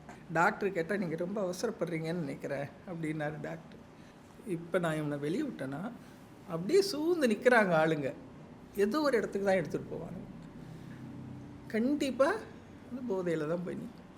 இவனை அந்த போதையிலேருந்து வேறு போதைக்கு மாற்றி பார்க்கலாம் சார். நான் ஒரு நர்ஸாக இருக்கேன், என்னால் முடிஞ்சது நான் பல பேஷண்ட்ஸுகளை பார்த்துருக்கிற செஞ்சுருக்கிறேன். ஒரு முயற்சி, இது தோக்குமா ஜெயிக்குமாங்கிறது எனக்கு தெரியாது, ஆனால் முயற்சி எடுக்கிறேன். ஒரு தாயாகவும் எடுக்கிறேன், ஒரு நர்ஸாகவும் எடுக்கிறேன் அப்படின்னு டாக்டர் சொல்கிறேன். சரி நான் சொல்லிட்டேன், உங்கள் ஹோப் நீங்கள் வந்து எப்படி செய்கிறீங்களா செய்யுங்க. ஹாஸ்பிட்டலில் டிஸ்சார்ஜ் ஆகி நேராக அப்போ தான் வந்து பொண்ணையே நேராக பார்க்குறோம்.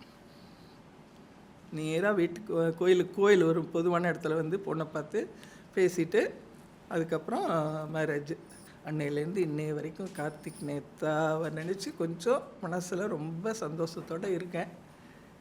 குழந்தைங்க இது நினச்சா ரொம்ப பெருமையாக இருக்குது. ஏன்னா ஒரு தாய் நிறையா சொல்லக்கூடாது தான், நிறையா தடவை நானே அவனை திட்டியிருக்கேன்.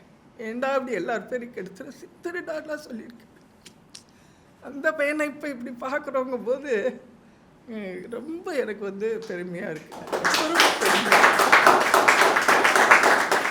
எனக்கு 3 பசங்க.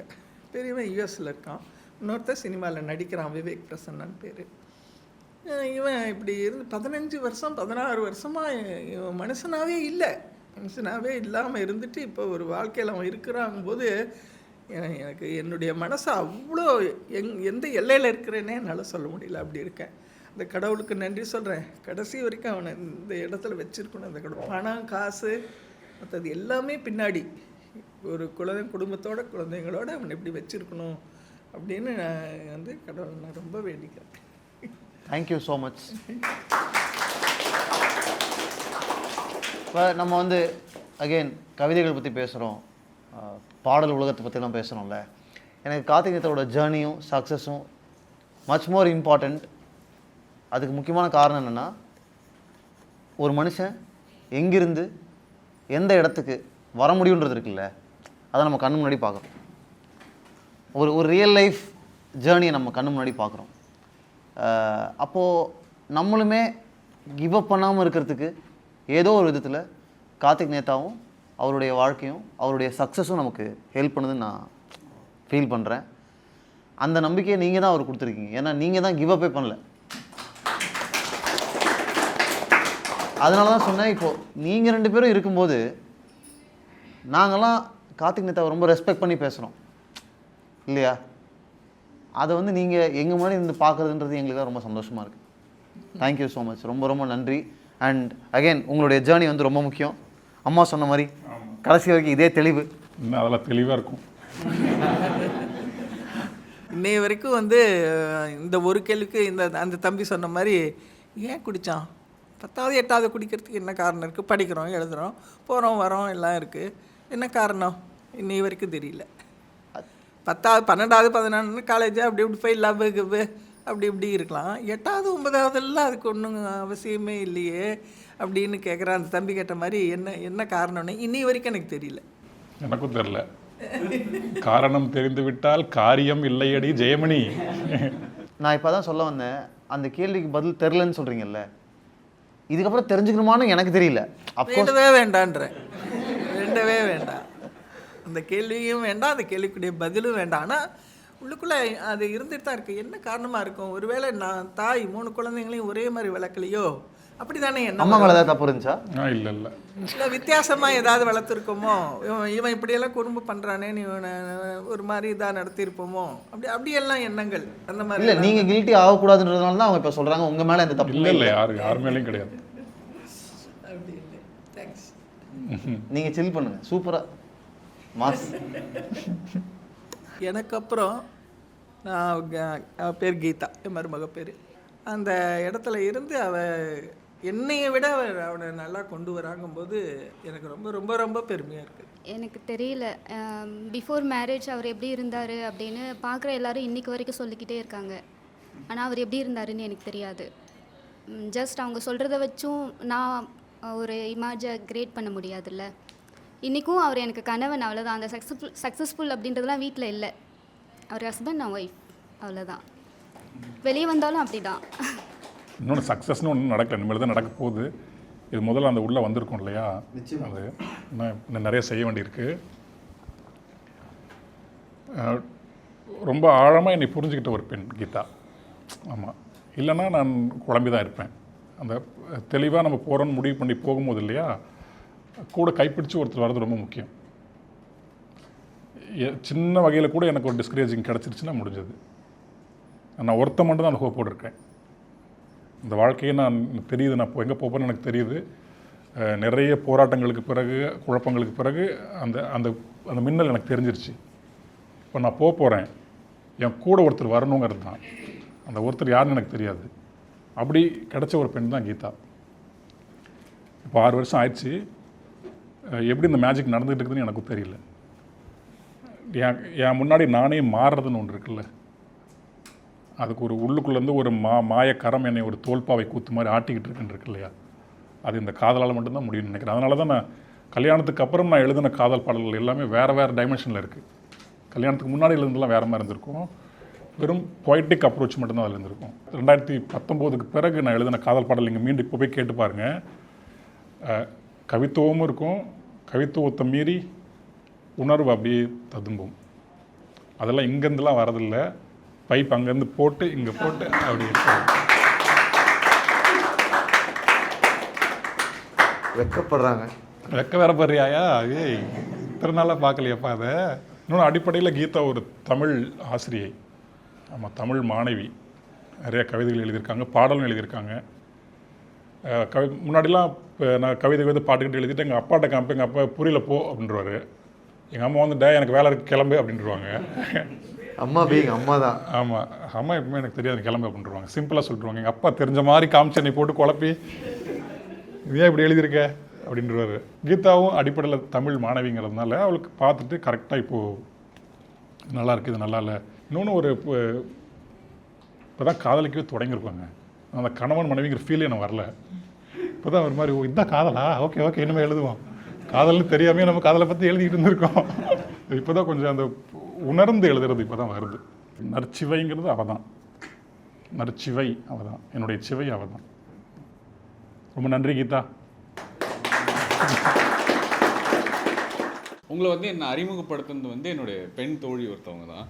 ஸோ நாங்கள் வந்து ஆஃபீஸில் ஒர்க் பண்ணுறப்பெல்லாம் வந்து எப்பயுமே ஒரு ஃபேன் ஃபைட் வரும்ல, ரஜினி, கமல், விஜய், அஜித் அப்படின்ற மாதிரி நாம் வந்து இந்த பக்கம் கண்ணதாசன், வாலி அப்படின்வோம். அவங்க வந்து நாமுத்துக்குமார், கார்த்திக் நேத்தா அப்படின்வாங்க. சரி, நாமுத்துக்குமார் ஓகே, கார்த்திக் நேத்தா யார் அப்படின்னு, ஏய் அவர் தெரியாதடா, என்னடா நீ அப்படின்னு சொல்லிட்டு அந்த வெண்ணிலா கபடி குழு பாட்டு ஃபஸ்ட்டு போடுவா. அப்புறம் வந்து வாகை சூடவா பாட்டில் நீங்கள் ஒரு லைன், அந்த கண்ணாடி, அந்த கிணற்றுக்குள் விழுந்த நிலவு, அந்த லைன்லாம் போட்டு சொல்லுவாள். அதுக்கப்புறம் தான் வந்து ஓ கிரேசி மின்னல்லாம் வந்து எனக்கு ஃபஸ்ட்டு கேட்டவொடனே பற்றிக்கிச்சே அப்படின்னுவாங்களா, அந்த மாதிரி வந்து ஓ கிரேசி மின்னல் வந்து ரொம்ப பிடிச்சது. அவள் வந்து ஒவ்வொரு வாட்டியும் வந்து நீ வந்து எந்த அளவுக்கு வந்து வாலிக்கு, கண்ணதாசனுக்கு வந்து நீ இது பண்ணுறியோ அதை தாண்டி நான் இது பண்ணுவேன்னு சொல்லி உங்களுடைய கவிதை புத்தகங்கள் எல்லாமே வந்து வாங்கி வச்சுக்கிட்டா. ஸோ ஸ்பெஷல் அவள். அண்டு இந்த லைஃப் ஆஃப் ராம் பாட்டுக்கு அப்புறம் உங்களை எல்லாருமே, இந்த 96க்கு அப்புறம் உங்களை எல்லாருமே வந்து கண்டுபிடிச்சிட்டாங்க. இப்படி ஒரு ஆள் வந்து நமக்கான ஒரு லிரிசிஸ்ட் இருக்காங்க அப்படின்னு சொல்லி கண்டுபிடிச்சாங்க. அப்போ வந்து உங்களுடைய வெற்றியை வந்து எனக்கு வந்து மாபெரும் வெற்றியாக வந்து செலிப்ரேட் பண்ணால் டீ கடையில் வந்து நாங்கள் டீ குடிச்சோம். இது பாட்டு ஹிட் ஆகிடுச்சுரா, இனிமே கார்த்திக் நேத்தா பீரியட்ரா அப்படின்னு சொல்லி அந்த டீ கடையில் பேசினோம். அப்புறம் வந்து லைஃப் கோஸ் ஆன். உங்களோட பாட்டு வர்றப்பெல்லாம் வந்து யூடியூப்பில் வர்றதுக்கு முன்னாடியே நாளைக்கு இந்த பாட்டு ரிலீஸ் ஆகுறான்னு சொல்லி அனுப்புவா. நவ் லாஸ்ட் இயர் வந்து பிரெயின் டியூமரில் வந்து அவள் இல்லை. பட் எனக்கு வந்து ஒவ்வொரு வாட்டியும் வந்து கார்த்திக் நேத்தா அப்படின்ற ஒரு வார்த்தையை சொல்லும் போதும் முதல்ல எனக்கு வந்து அவள் தான் ஞாபகத்துக்கு வருவா. எனக்கு அப்பப்போ வந்து அவள் வாட்ஸ்அப்பில் இதெல்லாம் நோட்ஸ்லலாம் உங்கள் வரிகள் எழுதுவா. உங்களை வந்து அவள் கவிதை தேவன் தான் வந்து சொல்லியிருப்பா ஒரு பிளேலிஸ்ட்டில். அன்புள்ள கவிதை தேவனுக்கு உங்கள் ரசிகை உங்களிடம் பேசும் வார்த்தைகள். பருவம் தொடங்கிய நாளிலிருந்து நான் காதல் கொண்ட மொழி உங்கள் வரிகள்தான். ஆசை வச்சேன் இல்லாத சாமிக்கு பூச வச்சேன் என்ற வரிதான் அவளை காதலுக்கு இழுத்தது. மழையில் நனைஞ்ச காத்த போல மனசை நீயும் நினச்சி புட்டியே என்ற வரி அவளை காதலுக்கு உருகியது. நானே இல்லாத ஆழத்தில் நான் வாழ்கிறேன் என்பது அனுபவித்த வாழ்வை கண்ணாடி போல் கொடுத்த வரிகளாய் அவள் உணர்ந்தாள். உன் வரிகள் கண்ணீருக்கான ஆறுதல். அதுதான் பூவிழும் குளத்தின் மேலே உருவாகும் வளையல் போலே அவள் வாழ்வை அதிர்வுகளாலே நீங்கள் கடத்தியது. அவள் திருமண வாழ்வின் ஆசை வரிகள் மொட்டை மாடி மேலே ஒற்றை மழையாகிறேன் உணராத எதுவோ என்னை தாளாட்டுது. ஸோ நீங்கள் அந்த அந்தி மாலை நேரமில் வந்து அந்த மொட்டை மாடி மேலே அப்படின்ற அந்த வரி இருக்கும். அதுக்கப்புறம் அந்த இது ஒட்டடையின் மேலே அந்த பட்டாம்பூச்சி போலேன்னு எழுதியிருப்பீங்க. அதை வந்து எப்படி யோசிச்சிருக்கான் பாரு ஒரு ஆள். இதை எப்படா நாமளும் தான் நிறையா அந்த ஒட்டடையை பார்க்குறோம், அதுக்கு மேலே ஒரு பட்டாம்பூச்சி உட்காந்துருக்குதுன்னு ஒரு ஆள் எழுதுறாங்க பாருங்க அப்படின்னுவார். அப்புறம் வந்து மென்மையான தன் வாழ்வை தனக்குள்ளே முடித்து கொள்ளாமல் தன் அன்பையும் பகிர்ந்தால் என்னையும் உங்களிடம் உங்களை பற்றி எனக்கும் அதிகம் பகிர்ந்தாள். அஞ்சு வண்ண பூவே அவள் எனக்கு தெரிஞ்ச ஹாஸ்பிட்டலில் வந்து அவங்க நாங்களாம் பேசுனதெல்லாம் கேட்டாங்களான்னு கூட தெரியாது, அதிகமாக வந்து அந்த பாட்டை மட்டும் அவ்வளோ வாட்டி கேட்டாங்க. ஒரு தாலாட்டு மலராக மட்டும் இல்லாமல் வாழ்வின் பயணமாக தொடர்கின்றது, உயர்ந்த நம்பிக்கையாக இருக்கிறது. உங்கள் வரிகள் தான் அவளுக்கு பாலம். நன்றி கார்த்திக் நேதா. ஒரு கவிஞன் எழுதுவது வார்த்தைகள் மட்டுமல்ல, ஒரு பெண்ணின் வாழ்வை புரியாமலே வடிவமைக்கிற சக்தி. உங்கள் வரிகளை பற்றி அவள் எழுதிய ஒரு வரி, என் வாழ்க்கை கதையை நான் சொல்லாமலே அவர் எழுதிவிட்டார்.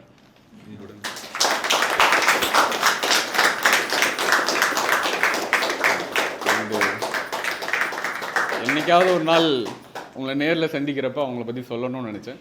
இந்த வாய்ப்பு வந்து கிடைச்சதுக்கு தேங்க்ஸ் மாதவண்ணா. Thank you so much. ரொம்ப நன்றி. ஒரு மாதிரி நெகிழ்வாக தான் இருக்குது.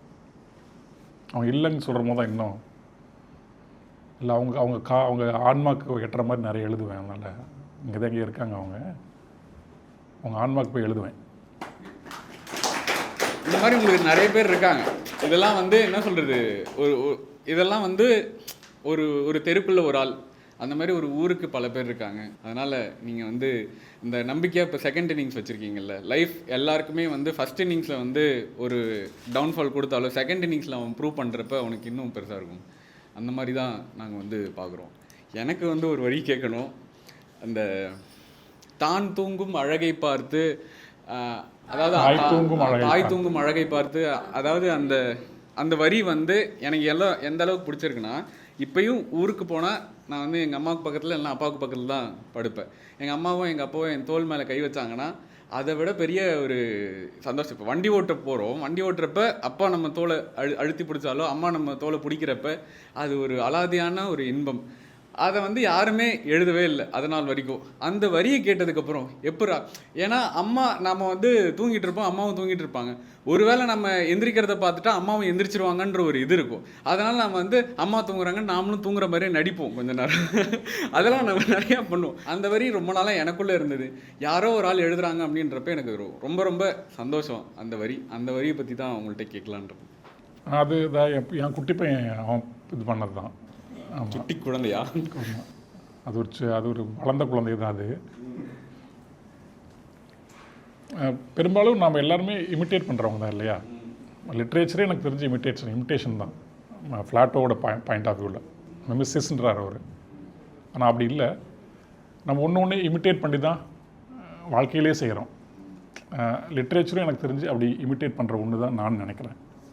ஆனால் அப்படியே எடுத்து காப்பி அடிக்காமல் நம்மளுடைய உணர்வுகளை அந்த இமிட்டேஷன் மேலே போட்டு ஒரு ஏஸ்தட்டிக்காக பண்ணி பண்ணுறோம். அப்படி குட்டி பசங்க குழந்தைங்க பண்ணுறதுக்கு இமிட்டேட் பண்ணுறது இருக்குல்ல, அதெல்லாம் ரொம்ப உயர்ந்த விஷயங்களை தான் இமிட்டேட் பண்ணுறாங்க. நான் பார்க்கும்போது ரொம்ப வியப்பாக இருக்குது. நம்ம வளர வளர சில்லறத்தனமான விஷயங்களை இமிட்டேட் பண்ணிகிட்டு இருக்கோம். அதை வந்து நம்ம ஃபேஷன்னு சொல்லிக்கிறோம். ஆனால் குழந்தைங்கள் எல்லாமே ரொம்ப உயர்ந்த விஷயங்களை இமிட்டேட் பண்ணுறாங்க. ஒரு நமக்கு ஆப்போசிட்டில் இருக்கிற ஒரு மனிதனுடைய நுட்பமான ஒரு செய்கையை ஒரு குழந்தை எப்படி நோட் பண்ணிடுது. நம்ம எவ்வளோ தான் வந்து கண்ணாடி போட்டு பார்த்தாலுமே அது நமக்கு நோட் பண்ண முடியாத ஒன்று. குழந்தைங்க ஒரு நொடியில் அந்த நுட்பமான விஷயத்தை பார்த்துடுறாங்க. அப்படி இந்த குட்டி பையன் மௌனி என் பையன் என் மனைவி தூங்கிட்டு இருக்கும்போது அவள் எந்த மாதிரி வளைஞ்சி எப்படி கையை வச்சு தூங்குறாளோ அதே மாதிரி தூங்குவான் படுத்து. இவனோட தானே போலி தூக்கம். ஆனால் தூரத்துலேருந்து பார்த்தீங்கன்னா அவள் தான் சும்மா அவனுக்காக ஒப்புக்கு படுத்துட்டு இருக்கா, இவன் நல்லா தூங்கிட்டு இருக்கான்னு தான் தெரியும். அப்படி ஒரு ரியலான இமிட்டேஷனாக அது இருக்கும். அது என் மண்டைக்குள்ள நல்லா இறங்கிருச்சு.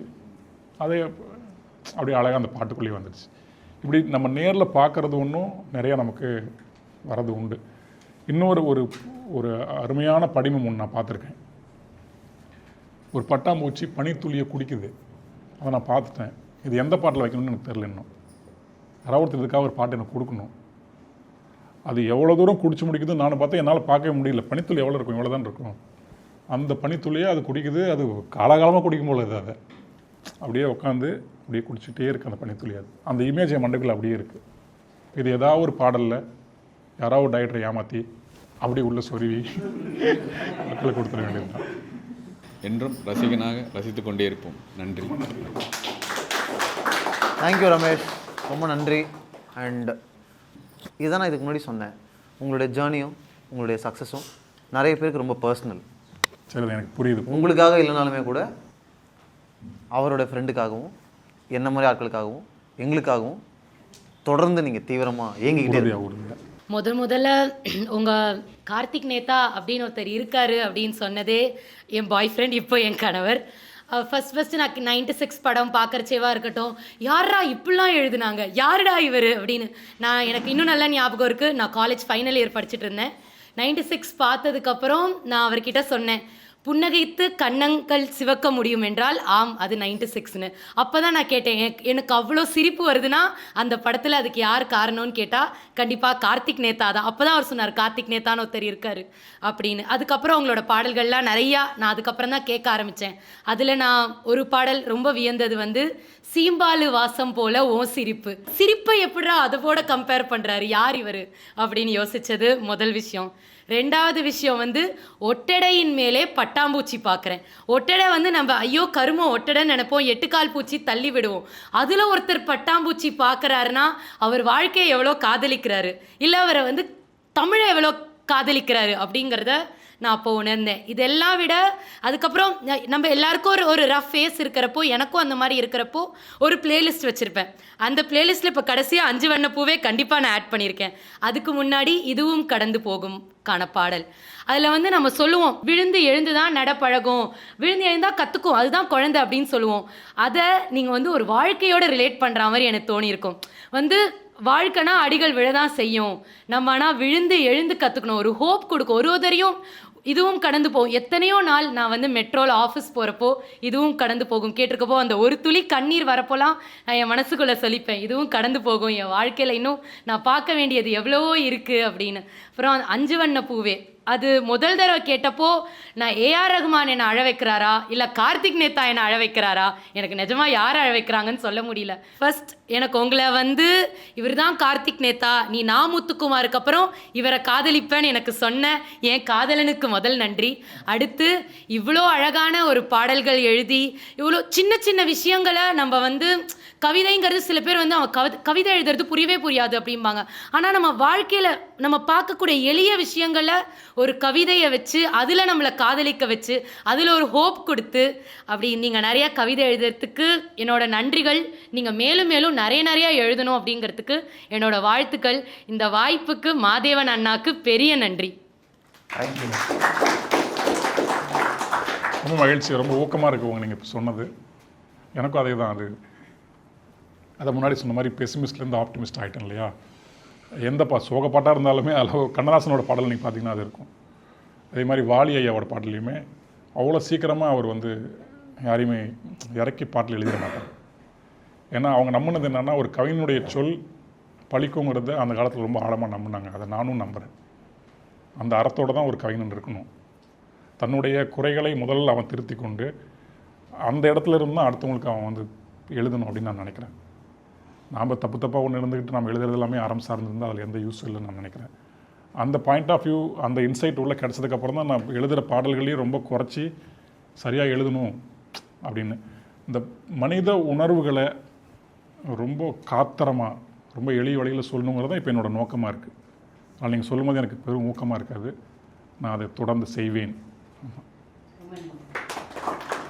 ஒரு வருஷமாக நானே இந்த கண்டென்ட் போட்டுடலாம் அப்படின்னு நிறைய வாட்டி ட்ரை பண்ணியிருக்கேன். அப்படி இல்லைனா ரமேஷ் அண்ணாண்ட கேட்டிருக்கேன். இப்போ கூட நிறைய பேர் அந்த போராளி சாங் பற்றி பேசும்போது என்ன தோணுச்சுன்னா, இப்போ ரமேஷ் நான் சொன்ன மாதிரி தான் ஒரு செமையாக லைன்ஸ் எழுதியிருக்காங்க. ஆனால் அதே மக்கள் செலிப்ரேட் பண்ணாமல் ஈவன் ஸ்டேஜ் அப்புறம் லைவ் பர்ஃபார்மன்ஸ் விஜய் டிவி ஜீத்தம் நிறைய பேர் பாடிருக்காங்க. ரீல்ஸில் நிறைய வாட்டி அந்த பாட்டு செமையாக ட்ரெண்ட் ஆனிச்சு. ஆனால் எல்லாருமே பாடினது தப்பு. யாராச்சும் ஒருத்தவங்களாச்சும் இந்த பாட்டை கரெக்டாக பாட மாட்டாங்களா? ஏன்னா அந்த பாட்டு எப்படி இருக்குன்னா, அந்த படத்தில் வந்து ஆயுசுரா படத்தில் வந்து அந்த ஊரில் சாமி இருக்காது, இல்லாத சாமிக்கு பூசை வச்சேன், அவள் வந்து டீ கடைக்காரி, டீத்தூள் வாசக்கார. ஏன்னா டீத்தூள் வந்து இருக்கணும், வாசமாக இருக்கும். ஆனால் அது வந்து பாலிட்டு சக்கரை எல்லாம் சாப்பிட முடியாது. அது மாதிரி லுக் லைக் ஒரு ஹேண்ட்ஸமாக இருப்பான், ஆனால் அவன் ரொமான்டிக் கிடையாது. அவள்கிட்ட சீக்கிரமாக அப்ரோச் பண்ண மாட்டான். அது மாதிரி சீம்பாலு சொன்னாங்கல்ல, சீம்பால் போல அவன் சிரிப்புனா ஆக்சுவலாக வந்து கண்டறியணும் போகும்போது 10 நாள் அது ரொம்ப ரேராக நடக்கிற ஒரு விஷயம். ஒரு கிராமத்துக்காரி வந்து ஒரு அன்னோன் பர்சன்ட்டை பற்றி டக்குன்னு சிரிக்க மாட்டாங்கிறத ஒரு இந்த சீம்பாலோட கம்பேர் பண்ணி எப்படி இந்த மனுஷன் இப்படி சொன்னார். இது எல்லாத்தையும் தாண்டி அவன் வந்து இந்த பொண்ணுட்டு சீக்கிரமாக வெளியில் ஃபாலின் லவ் கடைசியில் தான் ஓகே சொல்லுவான். அதுக்கு அப்போ வந்து அதை மீன் பண்ணுற மாதிரி எப்படி சொல்லியிருப்பாங்கன்னா, நல்லாங்குருவி ஒன்று மனசை வந்து அது சின்ன கண்ணுக்குழியில் வந்து அவன் மனசை ஒளிய பண்ணி வச்சுக்கிட்டா, அப்படி ஒளியம் பண்ண மனசையும் ஒரு துரட்டு அந்த ஆடெலாம் வளர்க்குறது தானே, அந்த துரட்டு வச்சு அதுவும் மற்ற காய் கூட சொல்லலை, ஈச்சங்காய். ஏன்னா அதான் கொத்து கொத்தாக இருக்கும். கொத்தோட பிடுங்கி போடிட்டு போன மாதிரி கொத்தோட பிடுங்கிட்டு போயிட்டாங்கிறத அந்த துரட்டுக்காரிங்கிறத சின்ன சின்ன துரட்டு முள்ள வச்சு அப்படின்னு சொல்கிறத எல்லாருமே பாருது குறைத்தின்னு தான் பாடுறாங்க. அதை துரட்டின்னு மீன் பண்ணி பாட மாட்டுறாங்க. என்னோட இந்த மனசு இப்படி கம்பேர் பண்ணி எழுதியிருக்காரு. ஆனால் இந்த பாட்டோட மீனிங் புரியாமல் ஈவன் ஸ்டேஜ் பர்ஃபார்மன்ஸ் ஆகல, பாடி ப்ரைஸ் கூட வின் பண்ணியிருக்காங்க. என்னோட இந்த மனசு இப்படி பாடி எழுதியிருக்காரு, இப்படி கம்பேர் பண்ணி எழுதியிருக்காரு, ஆனால் தப்பாக பாடுறாங்களே அப்படின்னு அந்த பாட்டை கேட்கும்போது அவ்வளோ ஒரு ஆனந்தமாக வரும். அவங்கள்ட்டலாம் நீங்கள் பாடுறது தப்புங்க, இப்படி வராதுங்க, மீனிங் ஒரு வாட்டி போய் பாருங்கள், அந்த மனசு எப்படி எழுதியிருக்காரு கொஞ்சம் ரிலீக்ஸ் அனலைஸ் பண்ணி பாருங்க அப்படிங்கிற மாதிரி இருக்கும். அதை டக்குன்னு பேசுறாரு. என்ன கம்ஃபர்ட் ஜோன்னா ஈஸியாக பேசிடுவேன், டக்குன்னு தனியாகவோ இல்லை ஸ்டேஜ்லேயோ இல்லை ஏறி பேசணும்னா டக்குன்னு அது வரல. அதை டக்குன்னு சாரோட போஸ்ட் பார்க்கும்போது சரி சாட்டி அதை கேட்டுருவோம் அப்படிங்கிற மாதிரி தான் இருந்துச்சு. ஈவன் இந்த லைன்ஸ் கூட எனக்கு கிடச்சிருந்தா நான் கேட்டிருந்திருப்பேன். அந்த காற்றோடு வள்ளூர் தான் போகுது பாதை இல்லாமலே. அது வந்து லைக் தட் அவர் வந்து ட்ராவல் ஃபோட்டோகிராஃபர். அதுவும் ரொம்ப ஷாக்காக இருந்தது. ஏன்னா ஒரு ட்ராவல் ஃபோட்டோகிராஃபர் பற்றி எழுதும்போது ஒரு ப்ரீ பிளான்டே இல்லாமல் போனால் தான் ட்ராவல் ஃபோட்டோகிராஃபர். ஒரு பிளானோட போனால் வந்து ஒரு டூரிஸ்டாக மாறிடுவான். அதை கம்பேர் பண்ணுறதுக்கு ஒரு வள்ளூரோட மீன் பண்ணி செம்ம எழுதியிருக்காரு மனுஷன் அப்படிங்கிற மாதிரி சில வரிகள்லாம் கேட்கும்போது எவ்வளோ ப்ரெஷர் இருந்தாலும் மறந்து ஒரு மாதிரி ஆகிடும் சார். சூப்பருங்க. உங்கள் பேர்? விக்னேஷ். துரட்டிக்கான இதில் ரொம்ப நல்லா அப்சர்வ் பண்ணியிருக்காரு. அது அப்படி தான் எழுதுந்து. ஆமாம், ஈச்சங்காய் போட்டதுக்கான காரணமும் அதுதான். இந்த நீங்கள் சொல்கிற அந்த இடத்த வந்து சர்க்குணம்னு கேட்டார். ஏன் புளியங்காயின்னு ஏன் போடாமல் ஈச்சங்காயின்னு போட்டேன்னு அவர் கேட்டார். சர்க்குணம் எழுதினப்போ அவர் கூட்டிக்கிட்டே போய் காமிச்சது தான். பாருங்கள் இப்படி தான் கொத்து அப்படியே கொலையோடு தூக்கிட்டான்னு சொல்லுவோம் இல்லையா, அதை அவர் கட்டி பிடிச்சிட்டாப்ல. அப்படியே இப்போ வடித்து எடுத்துகிட்டு போயிட்டான் எங்கள் ஊர் பக்கம். அப்படியே தொடச்சி எடுத்துகிட்டு போயிட்டான். அந்த மாதிரி தொடச்சி எடுத்துகிட்டு போகிறது தானே காதல். அதனால் அது ஒரு பயங்கரமாக பிடிச்சிட்டாப்புல. சீம்பால் கனவுகளுக்கும் சரியாக எப்படி இது வரைக்கும் யாருமே அதை நோட் பண்ணி சொல்லலை. ரொம்ப நன்றி. எல்லாம் இருக்கிறதுனால தான் நாங்களும் கொஞ்சம் எழுதுறோம்னு நினைக்கிறேன். சூப்பராக சிரிக்கிறீங்களே நீங்கள், வெக்கம் வேற. இங்கே எல்லாருமே பேசலாங்க, ஜாலியாக பேசலாம். பாருங்கள், ஜாலியாக கேட்டே இருக்கேன் பாருங்க. நான் உட்காந்து வாழாத வாழ்க்கையெல்லாம் நம்ம லிரிக்ஸில் வாழ்ந்து பார்த்துடலாம். அந்த லெவலுக்கு எனக்கு லிரிக்ஸ் மேலே ஒரு தீரா காதல் உண்டு. கவிதைகள் மேலே, கவிதைகள் இல்லாமல் வாழ தெரியாது. ஸோ கார்த்திக் நேதா வந்து எத்தனையோ ஆழமான வரிகளெல்லாம் நம்ம கொண்டாடியிருக்கோம். ஜேர்னி சாங்ஸ் அதெல்லாமே இருக்குது. பட் எனக்கு சின்ன சின்ன இமேஜரியில் வந்து அந்தந்த பொழுதுக்கான இதம் கிடச்சிரும் அவரோட வரிகளில். அப்படி பார்க்கும்போது எனக்கு இந்த ஹோப் சாங் குருதியாட்டமில் வந்து தெருவோரத்தில் பொன் மஞ்சள் மலர் வீழும், அதற்கான கை தன் பூவை பெறுமே. வீட்டில் பால்கனிலேருந்து டெய்லி பார்க்கும் போதெல்லாம் அப்படியே இலைகளே இல்லாமல் ஃபுல்லாக மஞ்சள் பூவாக இருக்கும். அவ்வளோ அழகாக ஒரு செடி இருக்கும். ஒரு மரத்தை பார்க்கும் போதெல்லாம் எனக்கு அது பாட்டாகவும் அந்த வரியாக மட்டும்தான் எனக்கு கேட்குது. அதே மாதிரி ரொம்ப அழகான வரி, விண்மீன்கள் தீர்ந்து விட்ட வானில் மின்மினி பூச்சி ஒன்று போகுது. எவ்வளோ நம்பிக்கை கொடுக்குது. அது மோட்டிவேஷன் மட்டும் இல்லாமல் நம்மளுக்கு அந்த கை விரலை பிடிச்சிக்கிற மாதிரி தான் அவரோட வரிகள் எல்லாம் அந்த நேரத்துக்கான இதம் கொடுக்கும். ஸோ யாராவது பாடல்களோ சில குறிப்பிட்ட வரிகள், கண்ணதாசன் சொன்னீங்க அவர் எப்படிப்பட்டவர்னு, அவரை தாண்டி இந்த வரிகள் கேட்டபோது எனக்கான இதம் கொடுத்தது, எனக்கு அவ்வளோ நம்பிக்கை கொடுத்தது, என் கூட ட்ராவல் பண்ணுச்சு, எப்போ கேட்டாலும் என்ன இந்த இந்த வரிகள் வந்து என்னை டிஃபைன் பண்ணிடும், அப்படி என்னைக்காவது கண்ணீர் வந்திருக்கா உங்களுக்கு? இருக்குது மேம், நிறைய பாட்டு இருக்குது. ஒரு வெள்ளைப்புறா பாட்டு இருக்கு இல்லையா, அது சோகமாக ஒரு வரும். அது சரணத்தில் ஒரு இடத்துல, அது சின்ன வயசில் அந்த பாட்டு என் கூடயே இருக்கும் எப்பயுமே. தலைவிதி என்னும் வார்த்தை இன்று கவலைக்கு மருந்தானதுன்னு ஒரு வார்த்தை ஒன்று இருக்கும். அது அந்த சூழலுக்குள்ளே அவ்வளோ மனசுக்கு எனக்கு இதாக இருக்கும். அதுவே மகிழ்ச்சியான தருணத்தில் டூயட்டாக வரும் அதே பாட்டு. மனங்களின் நிறம் பார்த்த காதல் முகங்களின் நிறத்தை பார்க்காது அப்படின்னு ஒரு வரி. இதெல்லாமே அந்த டைமில் எனக்கு ரொம்ப துணிகிட்டே இருந்த வரிகள். அப்புறம் வெளியே கதை எழுது வாலியையாவோட பாட்டு. அது இந்த காரணத்துக்காக தான் என்னை அது புஷ் பண்ணுன்னு எனக்கு தெரியாது அந்த வயசில். இந்த வரிகள் எல்லாம் டிஆரோட பாட்டு வரிகள்லாம் எனக்கு என்னென்னமோ பண்ணியிருக்கு. தண்ணீரிலே மீன் அழுதால் கண்ணீரைத்தான் யார் அறிவார்னு ஒரு பாட்டு எழுதியிருப்பார். அதுக்கப்புறம் அந்த மனசு சிந்திச்சான்னு இப்போ எனக்கு தோணுது. அந்த வயசில் அந்த வரிகள் என்னென்னமோ பண்ணும். அந்த கடவுள் வாழும் கோயிலிலே கற்பூர தீபம்னு ஒரு பாட்டு எழுதியிருப்பார். கடவுள் வாழும் கோயிலிலே கற்பூர தீபம், கலை இழந்த மாடத்திலே முகாரி ராகம்னு ஒரு பாட்டு இருக்கும். அதில் வந்து கிணற்றுக்குள் வாழும் தவளையை போலே மனசுக்குள் வாழும் ஆசைகள் கோடி அப்படின்னு எழுதியிருப்பார் அவர். இந்த ஓமை, இந்த உருவகங்கள்லாம் இவங்க மூலமாகவே எனக்கு வந்துருச்சு. அதன் பிறகு படிக்க தெரிஞ்சுக்கிட்டனே தவிர எனக்கு நிறைய சினிமா பாடல்கள் மூலமாகவே தமிழ் இலக்கியமே எனக்கு பழக்கமாயிடுச்சு. தொடர்ந்து பாடல்கள் கேட்கும் பொழுது ஒரு சில பேர்கள்லாம் புதிதாக இருக்கும். ஒரு 5 வருஷத்துக்கு முன்னாடி 4 வருஷத்துக்கு முன்னாடியும் பாட்டெலாம் ஹிட்டாக இருக்கும். ஆனால் அவங்க தொடர்ந்து அவங்களோட பாடல் தொடர்ந்து வராமலே இருக்குது. அவங்களுக்கு தொடர்ந்து இயங்குறதுல என்ன சிக்கல் இருக்கும், எதனால் அப்படின்றது? சினிமா அப்படிங்கிறது அடிப்படையில் ஒரு வணிகத்தை அல்லது வணிக லாபத்தை நோக்கமாக கொண்ட ஒரு நிறுவனம் தான், ஒரு இடம் தான் இது சினிமாங்கிறது. இதற்குள்ள கலை இருக்குது, சரிங்களா? இப்போது நீங்கள் லாபம் எதெல்லாம் தருதோ அதை மட்டும்தான் இந்த துறை பெரிதும் எடுத்துக்கொள்ளும், பெரிதும் கொண்டாடும். சிம்பிளான லாஜிக் இதுதான்.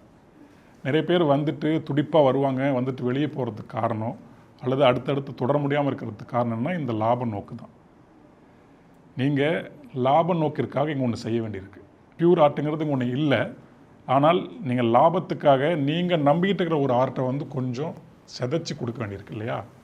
அது எல்லாராலும் அது முடியாது. சில பேர் வந்து இல்லை என் குழந்தைய நான் ஹைப்ரிட்டாக கூட நான் வளர்த்து நான் பெரியலாக கொண்டு வந்துக்கிறேன் அப்படின்னு யாரெல்லாம் நம்பி வராங்களோ அவங்க எல்லாமே இந்த லாப நோக்கோடையும் எழுதுவாங்க. ஆனால் அந்த குழந்தைய தங்களால் முடிஞ்ச வரைக்கும் காப்பாற்றி கொண்டு போவாங்க.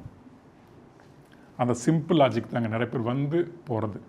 இன்னொன்று, இயக்குனர்களுக்கும் பாடல் எழுதுகிறவங்களுக்கும் இடையில் ஒரு நல்ல ஒரு உரையாடலோ நல்ல ஒரு அண்டர்ஸ்டாண்டிங்கோ இல்லைன்னு வச்சுக்கோங்களேன், செட்டே ஆகாது. இசையமைப்பாளரோடையும் சேர்த்து இதெல்லாம் இந்த எல்லா காரணங்களும் இதில் இருக்குது. நீங்கள் லாபமும் அந்த பாட்டின் மூலமாக கொடுத்தே ஆகணும். நான் நிறைய இடங்கள் அது சொல்லியிருக்கேன். ஒரு திரைப்பாடலாசிரியர் வந்து ஒரு திரைக்கதைக்கு உதவக்கூடியவன் தான், ஒட்டுமொத்த லாபத்துக்கும் உதவக்கூடியவன் இல்லை. அதனால் அந்த திரைப்பாடலாசிரியனுக்கு திரைத்துறையில் பெரிய மதிப்பு ஏன் இல்லைன்னு நம்ம கொந்தளிக்கிறோம்ல, அவனுக்கு இருக்காது. ஏன்னா ஒரு பிஸ்னஸ்க்குள்ளே எது லாபம் தருதோ, யார் லாபம் தராங்களோ, சினிமா மட்டும் இல்லை எந்த பிஸ்னஸுமே யார் லாபம் தராங்களோ அவங்கள தான் அவங்க ஃபோக்கஸ் பண்ணுவாங்க, அவங்களுக்கு தான் முக்கியத்துவம் கொடுப்பாங்க. இப்போ எல்லாருமே எதை நோக்கி நம்ம ஓடுறோம் அப்படின்னா, ஒவ்வொரு கலைஞனும் தன்னையே விற்கக்கூடிய இடத்துக்கு ஒரு கலைஞன் வந்துட்டான். தான் ஒரு பிராண்டாக மாறலை அப்படின்னா அவனால் இங்கே சஸ்டெயின் பண்ண முடியாது, தன்னோட காலத்துக்கு அவன் இந்த துறையை ஆள முடியாது. அப்படிங்கிறதுனால முன்னாடி காலகட்டத்திலலாம் கலை பண்டமாக இருந்தது, இன்றைக்கு கலைஞன் பண்டமாக இருக்கான். உங்களுக்கு புரியுதுங்களா? அது செல்ஃப் பிராண்டிங் அவசியம். ஆமாம், நான் பிராண்டாக இருக்கிற வரைக்கும் தான் இங்கே நான் நிலைக்க முடியும். ஆக நான் பிராண்ட் ஆகிறதுக்கு என்னென்னலாம் செய்யணுமோ அதெல்லாம் இங்கே செஞ்சு தான் ஆகணும். ஒரு 10 பாட்டு நான் எழுதினாலும் என் மனசுக்கு நிறைவாக மக்களுக்கு பிடிச்ச ஒரு 10 பாட்டு எழுதிட்டு நான் போயிட்டே இருக்கிறேன் அப்படின்னு இருக்கவங்க இங்கே இருக்க முடியும். எக்ஸாம்பிளுக்கு இங்கே இருக்காங்க தாமரை அக்கா. தாமரை அக்கா அப்படியாக இருக்காங்க. இன்னும் நான் அவ்வளோவா ஆங்கில வார்த்தைகள் கலக்க மாட்டேன், நான் ரொம்ப வக்கரமான எண்ணங்களை மக்களுக்கு நான் பரப்ப மாட்டேன். அது எவ்வளோ உயர்ந்த இயக்குனராக இருந்தாலும் சரி, எவ்வளோ எனக்கு தொகை கொடுத்தாலும் சரி, எனக்கு அது வேண்டாம். இன்னும் இருக்காங்க இல்லையா, அவங்களுக்கு பொருளாதார ரீதியாக அவங்களுக்கு மற்றவங்களோட அவங்க பெரிய வளம் சேர்க்காமல் இருக்கலாம். ஆனால் நம்மளுடைய மனங்களில் அக்காவுக்கு ஒரு உயரிய இடம் இருக்கு இல்லையா? நாளைய தலைமுறைக்கு பாட்டு எழுத வரவங்களுக்கு எந்த பாட்டு ரெஃபரன்ஸ் எடுத்துகிட்டு அவங்க பாட்டு கேட்பாங்க? ஒரு லாப நோக்கத்திற்காக எழுதப்பட்ட நிறைய பாடல்களுக்கு அதை நான் குறைய சொல்லலை, அதை எழுதக்கூடியவங்களும் நான் குறைய சொல்லலை. இந்த ட்ராப்குள்ளே மாட்டிக்கிட்டோமா மாட்டினது தான். நம்ம எவ்வளோ கமாண்டிங் எனர்ஜியோடு அந்த ட்ராப்லேருந்து வெளியே வரோங்கிறது தான் பெரிய விஷயங்க. அதற்கான இயக்குநர்கள் கொஞ்சம் கொஞ்சம் பேர் அமைவாங்க. இந்த கால சூழலும் மாறும். மார்க்ஸ் சொன்ன மாதிரி, புத்தர் சொன்ன மாதிரி மாற்றம் ஒன்றே இங்கே மாறாது, அதை நம்ம நம்புவோங்கிறதுல நாம் ஓடிட்டுருக்கோம். தாமரை அக்கா அவ்வளோ பவர்ஃபுல்லாக அது இருக்காங்க இல்லையா, அதனால தான் அது நடந்துச்சு. மற்றவெல்லாம் இந்த ட்ராப்குள்ளே மாட்டிக்கிட்டதுனால, இன்னொன்று இந்த ஓடுற ரேஸில் நம்ம முதல் வந்தே ஆகணும்டா அப்படிங்கிறதுக்காக நிறைய படைப்பாளிகள் வந்து தங்களை மாற்றிக்கிட்டதும் ஒன்று உண்டு. இன்னொன்று சினிமா துறையில் வந்து ஒரு பாட்டு எழுதி நமக்கு ஒழுங்காக சம்பளமும் கிடைக்க மாட்டுது, சம்பளம் கேட்குறதுக்கு இவ்வளோ கஷ்டமாக இருக்குது. இன்னொன்று நம்ம சொல்கிற விஷயங்கள் இயக்குநர்களுக்கு புரிய மாட்டுது, நம்ம நினைக்கிறது ஒன்று எழுத முடிய மாட்டுது. இவ்வளோ அக்கப்போர்பட்டு நம்ம ஒன்று பண்ணுமா அப்படின்னு முன்ன காலத்தில் அப்படி நினைக்க மாட்டாங்க. எவ்வளோ அக்கப்போர்பட்டாலும் அடித்து பிடிச்சி எழுதி வந்துட்டுருப்பாங்க. இப்போ அப்படி காலகட்டம் இல்லை. அப்படி என்ன அவங்கள்ட்ட அக்கப்போர்பட்டு பண்ணணும் அப்படின்ட்டு வெளியே போகிறவங்க நிறைய பேர் இருக்காங்க. அவங்களாம் வெளியே போகிறவங்க இருக்காங்க. அவங்களும் வெளியே போகிறவங்க இருக்காங்க. எங்களுக்கு பிராண்ட் ஆகணுங்கிறது நோக்கம் இல்லை. நான் உயிர்ப்பாக ஒன்று எழுதணும், கேட்குறவங்களுக்கு அது உயிர்ப்பாக இருக்கணும், முடிஞ்சு போச்சு. அது கொடுக்குற அந்த ஒரு போதை, அதுக்கு ஆயுள் ரொம்ப பெருசு. அது வந்து ஒரு ப்ளசன்ட் ட்ரக்கிங் தான். அது எந்த ஹார்ம்ஃபுல் அது கிடையாது. அதுக்காக தான் நான் எழுதிக்கிட்டே இருக்கேன் மீண்டும் மீண்டும். ஆனால் தொடர்ச்சியாக நம்ம எழுதிக்கிட்டே இருக்கும்போது இப்போ இருக்கிற காலகட்டத்தில் எல்லாமே கலவையாக மாறி இருக்கு. இந்த பிஸ்னஸ்க்குள்ளே ஆர்ட்னு சொல்லப்படக்கூடியதும் சேல்ஸ் ஆகும் அப்படிங்கிறதுக்கு நம்ம தமிழ் சினிமா வந்திருக்கு. நான் பெரிய மாற்றமாக பார்க்குறேன். வெறுமனே கமர்ஷியல். இன்னொன்று, இது நாள் வரைக்குமான அந்த நம்ம தமிழ் சினிமா வரலாறில் நீங்கள் பியூர் ஆர்ட்னு ஒரு படத்தை சொல்லுங்கள் பார்க்கலாம். பியூர் ஆர்ட்னு இது வரைக்கும் எங்கேயுமே கிடையாது. தமிழ் சினிமாலையுமே வழக்கமாக அரைச்சிக்கிட்டு இருந்த மாவில் இருந்து கொஞ்சம் வேறு மாதிரி அரைச்சவங்க தான் இருக்காங்க அதிகம். அவங்கள நாம் மாஸ்டர்ஸ்ன்னு சொல்கிறோம். அதனால் ஒரு அப்பட்டமான ஆர்ட்னு கொடுத்தவங்க யாரும் நீங்கள் ஒருத்தர் சொல்லுங்கள் பார்க்கலாம். அப்படி பண்ணவும் முடியாது. எங்கேயுமே அப்படி ஒருத்தர் பண்ண முடியாது. அப்படி பியூர் சினிமாங்கிறது ஒன்று யாராவது நமக்குள்ளே விதைக்கிறாங்களோ அவங்க எல்லாருமே தமிழ் சினிமாக்குள்ளே அந்த மாதிரி பியூர் சினிமா கொடுத்துருக்காங்களான்னு பார்த்தீங்கன்னா அவங்களும் கொடுக்கல. ஸோ அவங்களையும் ஏமாற்றிக்கிறாங்க, அடுத்தடுத்து வரவங்களையும் ஏமாத்துறாங்க. அப்படி தான் நான் இதை பார்க்குறேன். இங்கே என் மனசுக்கு பட்ட ஒன்று நான் செய்யணும். அது இந்த நான் இப்போ பாடலாசிரியன் கவிஞன் அப்படின்னா என்னுடைய இந்த நிலத்தினுடைய மொழியினுடைய செறிவோடு நான் அதை செய்யணும். அவன் தான் ஒரு பாடலாசிரியன். இந்த மொழியில் நாட்டார் நடை இருக்குது, பரதவர்கள் சொல்லக்கூடிய கானா நடை இருக்குது. ஒவ்வொரு நிலத்துக்கும் ஒவ்வொரு வட்டாரத்துக்கும் ஒவ்வொரு அழகான ஒரு வாழ்க்கை முறை இருக்குது, ஒரு பண்பாடு இருக்குது. அந்த பண்பாடு தந்த ஒரு அழகைய வாழ்க்கை பார்வை இருக்குது. இதெல்லாத்தையுமே நான் பதிவு பண்ணணும். அப்படி பதிவு பண்ணும்போது அது நிச்சயமாக ஏதோ ஒரு பெரிய லாபத்தை கொடுக்கும். உடனே இந்த பிஸ்னஸ் என்ன பண்ணணும்னா, இது லாபம் கொடுக்குதப்போ அதை செய்யுங்க பண்ணுறோம். பிஸ்னஸ்க்கு வேறு எந்த மோட்டிவேஷனும் கிடையாது, லாபம் மட்டும்தான். நீங்கள் ஒரு ஆகச்சிறந்த படைப்பை, ஆகச்சிறந்த கலையை நீங்கள் ஒரு லாபமாக பண்ணிட்டீங்கன்னா இந்த பிஸ்னஸ் அப்படியே அங்கே வந்துடும். இப்போ நாம் தான் செய்ய வேண்டியிருக்கு. ரெண்டாவது கேள்வி வந்து வெண்ணிலா கபடிக்குள்ளே வந்துருச்சு, நீங்கள் பாடலாசிரியர், நல்ல பாடல்கள்லாம் வந்துருச்சு. அப்போ நீங்கள் பாடலாசிரியர் தான். இருந்தாலும் ஏன் தொடர்ந்து நாமத்துக்குமாரோட பயணிக்கணும்னு நினச்சிங்க? இன்னும் கற்க வேண்டியது இருக்குது, நிறையா இருந்துச்சா? என்னென்ன கற்றுக்கிட்டீங்க? டிஃப்ரென்ஸ் இருக்குல்ல, தனியாக கூட போயிருக்கலாம், பட் எதனால் நீங்கள் பயணிச்சிங்க? எனக்கு அதில் முத்தராமர் ஒரு லவ் இருந்துச்சு. அப்போது அவர் ரொம்ப எளிமையாக இருந்தார். அவர் என்னை நான் தான் அவரை குருநாதன் சொல்லி தவிர அவர் என்ன அஸ்டன்ட்னே சொல்ல மாட்டார். எப்பயும் நீ அவங்க கூட போட்டியாளனியமாக தான் சொல்லுவார் அவர். ஏன்னா அவருக்கு முறைப்படி அஸ்டன்ட்ஸ் நிறைய பேர் இருந்தாங்க. அப்போது எனக்கு ஒரு கட்டத்தில் அவர் பண்ணுறதெல்லாம் பார்த்துட்டு எல்லார்ட்டையும் அவர் எளிமையாக இருக்காப்புல, அந்த வாழ்க்கை முறையிலிருந்து தான் அவருக்கு அப்படியான எளிமையான வரிகள் வருதுங்கிறது எனக்கு புரிஞ்சதுக்கப்புறம் ஒரு நாள் ஒரு கூட இருப்போம் அப்படின்னு எனக்கு இருந்தது. இன்னொன்று அப்போ நான் ஒரு 5 பாட்டோ 4 பாட்டோ தான் எழுதியிருந்தேன். வெண்ணிலா கபடிக்குள்ள தான் என்னோட 3வது பாட்டு. ஏன்னா அதுக்கு முன்னாடி அறிமுக நான் இருந்தேன். அறிமுக நாட்டை தான் நான் முறைப்படி பாட்டு கற்றுக்கிட்டது. தானான்னு போட்டு கொடுப்பாரு, நான் அதுக்கு எழுதி பயிற்சி எடுத்துக்கிட்டது. முத்த நாட்டை வரும்போதெல்லாம் நான் நல்லா ஃப்ளூயண்ட்டாகவே எழுதுவேன். அவர்கிட்ட நான் ஒரு கேட்கும்போது, நான் உங்கள் அஸ்டன் வெளியே சொல்லிக்கலாமா அப்படின்னு கேட்டபோது, சொல்லிக்கோ, ஆனால் நீங்கள் அஸ்டன்லாம் கிடையாது, நீ நானும் சம போட்டியாளர்கள், அப்படி தான் அவர் சொன்னார். ஆனால் எனக்கு என்னென்னா அவர் நடந்துக்கிற விதம், அவரை அடுத்தவங்களை அரவணைச்சிக்கிற விதம், அவருக்கு போட்டியாளராக யாரோ ஒருத்தர் இருந்தாங்கன்னா அவங்க எழுதின பாட்டை வந்து அப்படியே உட்காந்து ஃபோனை போட்டு விஷ் பண்ணுறது, இந்த பண்புலாம் இருக்குல்ல, இந்த பண்புக்காக தான் அவரோட கொஞ்ச நாள் ட்ராவல் பண்ணலான்னு இருந்துச்சு. ஏன்னா இந்த மாதிரியான உயர்ந்த பண்போடு இருந்தவர் தான் அறிவுமதி அண்ணன். அவர் கூட இருந்து பார்த்துட்டு அவர் அதே மாதிரி ஒருத்தர் இங்கே பார்க்கும்போது இல்லையா, அப்படி தான் அவர் கூட பயணிச்சுது. அவர்கிட்ட கற்றுக்கிட்டதும் நிறையா. ஆமாம், அந்த எளிமையான சொற்கள் போகிறது இருக்குல்ல, அதெல்லாம் அவர்கிட்ட தான் பார்த்து வியந்தது. இவ்வளோ ஆழமான விஷயத்தை இந்த பாட்டுக்குள்ளே கொடுக்க முடியுமா அப்படிங்கிறது. எந்த பாட்டு பார்த்தீங்கன்னா, ஆனந்த யாழ் பாட்டில் சிறு புல்லில் உறங்கும் பனியில் டியூன் போட்டால் தான் வருது. பனியில் தெரியும் மழையின் அழகோ தாங்கவில்லை. இந்த இமேஜ் இருக்குல்ல, இது ஒரு ஜென் போயிட்ரி இல்லையா? இது எந்த பாட்டுக்குள்ளே வருது பாருங்கள். ஒரு அப்பா மகளுக்கான பாட்டு அது. அந்த பாட்டில் அப்பா மகளுக்கான எந்த விஷயமே அங்கே இருக்காது. அது ப்ராடராக இருக்கும். யார் வேணால் யாருக்கு வேணால் பொறுத்திக்கலாம். அந்த மாதிரி விஷயங்கள்லாம் அவர்கிட்ட சொல்லிக் கொடுக்கலான்னு நானும் கற்றுக்கிட்டேன் அவர்கிட்ட.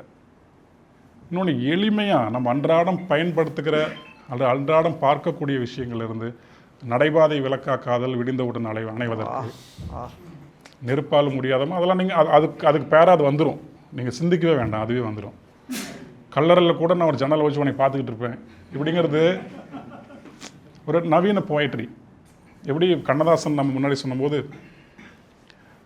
சித்தர் பாடல், சங்க இலக்கியம், பக்தி இலக்கியம் இதெல்லாம் ஒரு மிக்ஸ்டாக அதற்கான ஒரு சினிமா வெளிப்பாடாக இருந்துச்சோ, நான் முத்துக்குமாரன்னா அப்படியே நவீன காலத்தினுடைய ஒரு வெளிப்பாடு, மாடர்னிசத்தோட ரொம்ப அழகான ஒரு வெளிப்பாடு. இப்போ நாம் இருக்கிறது இந்த இசத்தின் அடிப்படையில் பார்த்தா போஸ்ட் மாடர்னிசம், போஸ்ட் மாடர்ன் பீரியடில் இருக்கும். அதற்கான படங்கள் வரணும். முக்கியமாக அதுக்கான படங்கள் வரும்போது அதற்கான பாடல்கள் வரும். இப்போ நம்ம வந்து போஸ்ட் மாடர்ன் பீரியடில் இருந்துக்கிட்டு நாம் இன்னமும் ரியலிசம் தான் பேசிக்கிட்டு இருக்கோம்.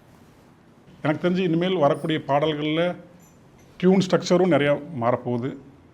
நம்ம இந்த வாழ்க்கையை பார்க்கக்கூடிய பார்வையும் மாறப்போகுது. சொற்களும் வேறு வேறு மாதிரி சொற்கள் வரப்போகுது. நம்ம தமிழ் சினிமா வட்டாரத்தை நோக்கி போகணும் அப்படின்னு நான் நினைக்கிறேன். ரீஜனலிசம் மாறணும். குளோபலைசேஷனுக்கு ஒரே ஒரு எதிரி நம்ம வட்டாரத்தை பற்றி பேசுகிறது தான். அதே மாதிரி தான் உலக அரசியலுக்குள்ளேயும் இங்கே இருக்கிற அரசியலுக்குள்ளேயும் கூட நம்ம எதிர்த்து நிற்கணும் அப்படின்னா நம்ம அதை ஒன்று தான் செய்யணும். பக்தின்னு ஒருத்தர் இருக்கார். அவருமே கூட ஒரு ஃபார்மலிஸ்ட். அவர் வந்து கார்னிவலைசேஷன் ஒன்று சொல்கிறாரு. அந்த கொண்டாட்ட மனப்பான்மையை இலக்கியங்களிலும் பாடல்களிலும் கொடுப்பது. ஏன்னா நம்மளை இந்த கேபிட்டலிசம் என்ன பண்ணுதுன்னா இண்டிவிஜுவலாக மாற்றி இண்டிவிஜுவல் கன்சியூமராக மாற்றிக்கிட்டு இருக்கு. ஸோ இந்த கார்னிவலைசேஷன் என்ன பண்ணுதுன்னா நம்மளை கூட்டாக கொண்டு வருது. இப்போ திரைப்படங்களும் சரி, பாடல்களும் பெரும்பாலும் நிறைய பேர் பாடுற மாதிரி பாடல்களாக வரணும். அது நம்மளையும் அறியாமல் நம்மளோட ஆழ் மனசுக்குள்ளே நாம் தனித்தனி இல்லை, நம்ம ஒன்று அப்படிங்கிற உணர்வை அது கொடுக்குங்கிறது அவரோட ஒரு விஷயம். அது ரொம்ப நல்லா இருக்குது. ஆமாம், ரொம்ப நல்லா இருக்குது. நீங்கள் பிரேமுலுவோட கம்போசர் விஷ்ணு விஜய் இருக்கார்ல, அவரோட எல்லா ஆல்பம்லேயுமே கோரஸ் நிறையா இருக்கும். ரீசெண்டாக நான் அவரை மீட் பண்ணும்போது நான் அதை பற்றி கேட்டிருந்தேன். ஒன்று சைல்டு கோரஸ் இருக்கும், நிறைய குழந்தைங்க சேர்ந்து பாடுவாங்க. இல்லைன்னா அடல்ட் கோரஸ் இருக்கும். அதே மாதிரி ராஜேஷ் முருகேசன்ட்ட பேசும்போது நிறைய பாடல்களில் இப்போது லிரிக் வீடியோலாம் வரும்போது please use earphones for better எக்ஸ்பீரியன்ஸ்னு கார்டு வரும்ல. ராஜேஷ் முருகேசனோட ஒரு படத்தில் please use speakers to celebrate this சாங்னு ஒன்று வந்துடும். சூப்பர். அதை பற்றி நான் அவர்கிட்ட கேட்டேன். அப்போ இதே வார்த்தை சொன்னார். இந்த ஆர்ட் அப்படி ஒரு இடத்துக்கு போகணும்னு நான் நினைக்கிறேன். அது போக வேண்டிய கட்டாயத்துக்கு வந்துருச்சு. நம்ம இந்த உலகமயமாக்கலுக்கு வந்து புலம்பிக்கிட்டே இருக்கிறமே தவிர அதுக்கான மாற்று நம்ம எதுவுமே சிந்திக்கிறது இல்லை. அது ஆர்ட் சிந்திக்கும். ஆர்ட்டோட வேலையாக தான் இந்த மக்களுக்கு தேவையானதை கொடுப்பது ஆர்ட். மக்கள்கிட்டருந்து பணத்தை எடுக்கிறது கேபிட்டலிசம் இல்லைங்களா? இப்போது கேபிட்டலிசம் வந்து ஆர்ட்டை பயன்படுத்திக்குது. ஆர்ட் செய்ய வேண்டியது கேபிட்டலிசத்தை பயன்படுத்தணும். அந்த ஒரு புத்தி கூர்மை ஒவ்வொரு ஆர்டிஸ்ட்டுக்கும் வேணும். நான் என்னோடய கலையை தான் கொடுக்க போகிறேன், உன்னோட பணத்தை வச்சு தான் கொடுக்க போகிறேன், உனக்கு அதில் லாபமும் வரப்போகுது, என் மக்களுக்கான படத்தை தான் எடுக்க போகிறேன். இந்த ஒரு இடத்துல நாம் இப்போ இருக்கோம். அதுக்கு இப்போ சித்தாந்த ரீதியாகவும் நம்ம நிறைய ஒர்க் பண்ண வேண்டியிருக்கு. அந்த டாமினன்ட் ஐடியாலஜின்னு ஒன்று சொல்லுவோம் இல்லையா? அந்த டாமினன்ட் ஐடியாலஜியை எரேஸ் பண்ணுறது ஆர்ட்டால் மட்டும்தான் முடியும். இந்த கேபிட்டலிசம் அந்த ஆர்ட்டை தான் விலைக்கு வாங்குது. அதனால தான் விலைக்கு வாங்குது. மக்களை வெளிப்படைய செய்வது கலையால் மட்டும்தான் முடியும். அதனால் நம்ம கலையை நம்ம கைக்குள்ளே போட்டுக்கோன்னு பார்க்குது. இதை உணரக்கூடிய கலைஞர்கள் வந்துக்கிட்டே இருக்காங்க. அவங்க கேபிட்டலிஸ்ட்டை பயன்படுத்துவாங்க, முதலாளிகிட்ட தான் பணத்தை வாங்குவாங்க, முதலாளியோட தப்புகளை முதலாளிகிட்டே சொல்லுவாங்க, முதலாளி லாபமும் கொடுப்பாங்க. பயங்கரமாக இருக்கே. அந்த அந்த அந்த ஒரு கலையில் கார்த்திக் நேத்தா இன்னும் வேற ஒரு ரூபம் எடுத்து நிற்பான். ஆமாம், இதெல்லாமே நமக்கு தெரியணும்னு நினைக்கிறேன். நம்ம வெறும் ஆர்ட்டு ஒரு எமோஷ்னலாக அதை எடுத்துக்கிட்டு அப்படி போயிட வேணாம்னு நினைக்கிறேன். ஆர்ட்டை நம்மளை சுற்றி இருக்கக்கூடிய இந்த நிறைய டிஸ்கோர்ஸஸ்லாம் இங்கே இருக்குது. அதெல்லாம் நம்ம உடைக்க வேண்டிய நமக்கு அது வெறும் ஆர்டிஸ்ட் மட்டுமே அது பண்ண முடியாது. அவன் கொடுக்குற ஆர்ட்டை புரிஞ்சு கொள்ளக்கூடிய ஆடியன்ஸ் அங்கே இருக்கணும். அந்த ஆடியன்ஸை தயார்படுத்தக்கூடிய சமூக ஊடகங்கள் நிறைய இருக்கணும். நிறைய இயக்கங்கள் இங்கே வேணும். இங்கே இயக்கங்களாகவே நம்ம இல்லாமல் இருக்கோம். இன்னும் நம்ம இணையாமே இருக்கோம். நம்ம எல்லாமே ஹெட் இன்ஸ்டிங்க்ட் உள்ளவங்க இல்லையா, மனித இனமே. நம்ம என்ன தான் தனித்தனி வீட்டில் இருந்தாலுமே நம்ம ஒருத்தர் இல்லைன்னா ஒருத்தர் நம்மளை இருக்க முடியாது. அதனால் ஒரு கூட்டு உளவியல் கொண்டவங்க, நாம் ஒரு உள்ளுணர்வு கொண்டவங்க. நாம் இப்படி தனிச்சு இருக்கக்கூடாது.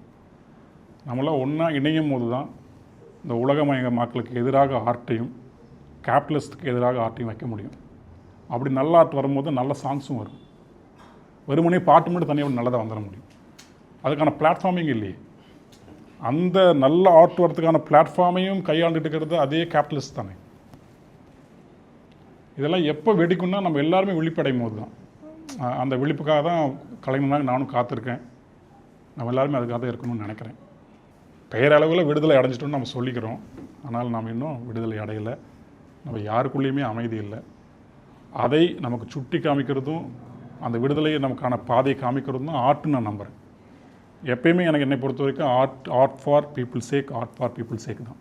ஆமாம், அதெல்லாம் நடக்கும்போது தான் எனக்குள்ளேயே அமைதி வரும், உங்களுக்குள்ளேயே அமைதி வரும். மியூசிக் எந்த அளவுக்கு ஒரு மனுஷனோட லைஃப்பை எவால்வேஷன் பண்ணுது அப்படின்றதுல எனக்கு நான் ரூரல் ஏரியாவிலேருந்து வளர்ந்து வந்தவன். அப்போது எனக்கு உங்களை யாருன்னே தெரியாது. அதாவது 96க்கு அப்புறம் தான் உங்கள் முகமே எனக்கு தெரியும். ஆனால் அதுக்கு முன்னாடி வந்து நான் வாகை சுடுவா அந்த மாதிரி சாங்ஸ்லாம் கேட்கும்போது எனக்கு முகம்லாம் யாரும் தெரியாது, யார் எழுதுனா தெரியாது. விமல் தான் அந்த பாட்டு பாடுறாரு, அந்தமாரி தான் அந்த ரூரல் ஏரியாவில் மோஸ்ட்லி. இப்போ துலாமணம் துளனா விஜய் தான் பாட்டு பாடுறாரு, விஜய் தான் எழுதினாரு அப்படின்ற ஒரு மைண்ட் செட்டில் வளர்ந்து. ஃபஸ்ட்டு ரைட்டர்ஸுக்கு ஏன் நம்ம வந்து அந்த வேல்யூ கொடுக்கணும் அப்படின்னா, ஒரு மொழியோட தொன்மை எங்கே தெரியும் அப்படின்னு பார்த்தீங்கன்னா ரைட்டர்ஸால் மட்டும்தான் ஃபஸ்ட்டு விஷயம். இப்போ திருவள்ளுவர் அந்த காலத்தில் வெறும் ரைட்டராக எல்லாமே ஒரு பாடகர் மாதிரி அவர் மனசு வந்து பாடிட்டே போயிருந்தாருனா 2000 வருஷம் காண்டி இப்போ ஒன்றும் என் பஸ்ஸில் முன்னாடி இருக்க மாட்டார், ட்ரெயினுக்கு பின்னாடி. நான் போகும்போது பார்ப்பேன் எப்போதுமே நான் முந்தானத்தி பார்க்குறேன், முகம் நோக்கி நிற்க அமையும் அகம் நோக்கி விட்டுற துணர்வார் பிரின்னு இருக்கு.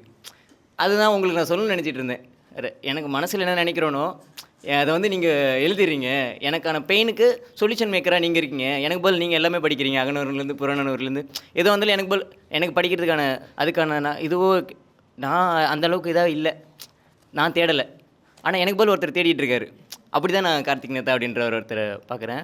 நான் வாகை சுடாவில் ஃபஸ்ட்டு வந்தோடனே சொல்லணும்னு நினச்சிட்டு இருந்தேன். எல்லோரும் சொல்லி முடிச்சு இங்கே ஒருத்தர் வர சொல்லிட்டாங்க, அந்த கிணத்து நிலவாக நான் இருந்தேன், கல்லை எரிஞ்சு குழப்பி போட்டேன்னு. அப்போது கல் போட்டோன்னே அது நிலவு வந்து அந்த பிம்பம் வந்து இதாகுதுன்ற மாதிரி இருக்குல்ல. ஆனால் நான் நீங்கள் ஜெர்னின்னு ஒரு சாங் எழுதியிருப்பீங்க, பூவிழும் குளத்தின் மேலே உருவாகும் வளையல் போலே நான் எந்த நிகழ்வில் இருப்பேனே கதறாமல் இருக்கும். அதுக்கு முன்னாடி லைனில் பதறாமல் இருக்கும். அப்போது எல்லாமே ஒரு ஆப்ஜெக்ட் விழுது, அதோட கனத்தை பொறுத்து மீனிங்கை வந்து மாற்றுற மாதிரி எனக்கு. ஒரு கல் விழும்போது அதோட வளையம் கொஞ்சம் பெருசாகவே விழும். ஒரு லைஃபோடது வந்து ஒரு சின்ன ஒரு பூவோடது எவ்வளோ கனமாக இருந்துட்டு போகுது. அதை வச்சு நான் இப்படி வாழ்ந்துட்டு போகிறேன், ஒன்றும் சத்தம் போட போகிறதில்ல, எதுவும் பண்ண போகிறதில்ல, நான் அவ்வளோதான்டா அப்படின்ட்டு ஒரு விஷயத்த சொல்கிறது இருக்குல்ல. அப்போ இப்படிலாம் நம்ம உடஞ்சி விழுறப்போ எனக்கு நான் உங்களை ஏன் ஃபஸ்ட்டு பார்க்கணுன்னு நினச்சேன்னா, நான் டெய்லியும் வேலைக்கு போயிட்டு வரப்போ ஒரு செலக்டாக ஒரு 10 சாங் வச்சு கேட்டுட்டு போயிட்டு வந்துட்டுருக்கேன். எனக்காக உள்ளே உட்காந்து ஒருத்தர் ஒர்க் பண்ணிகிட்டே இருந்த ஒருத்தரை வந்து ஃபஸ்ட்டு பார்த்துடணும் அப்படின்ட்டு.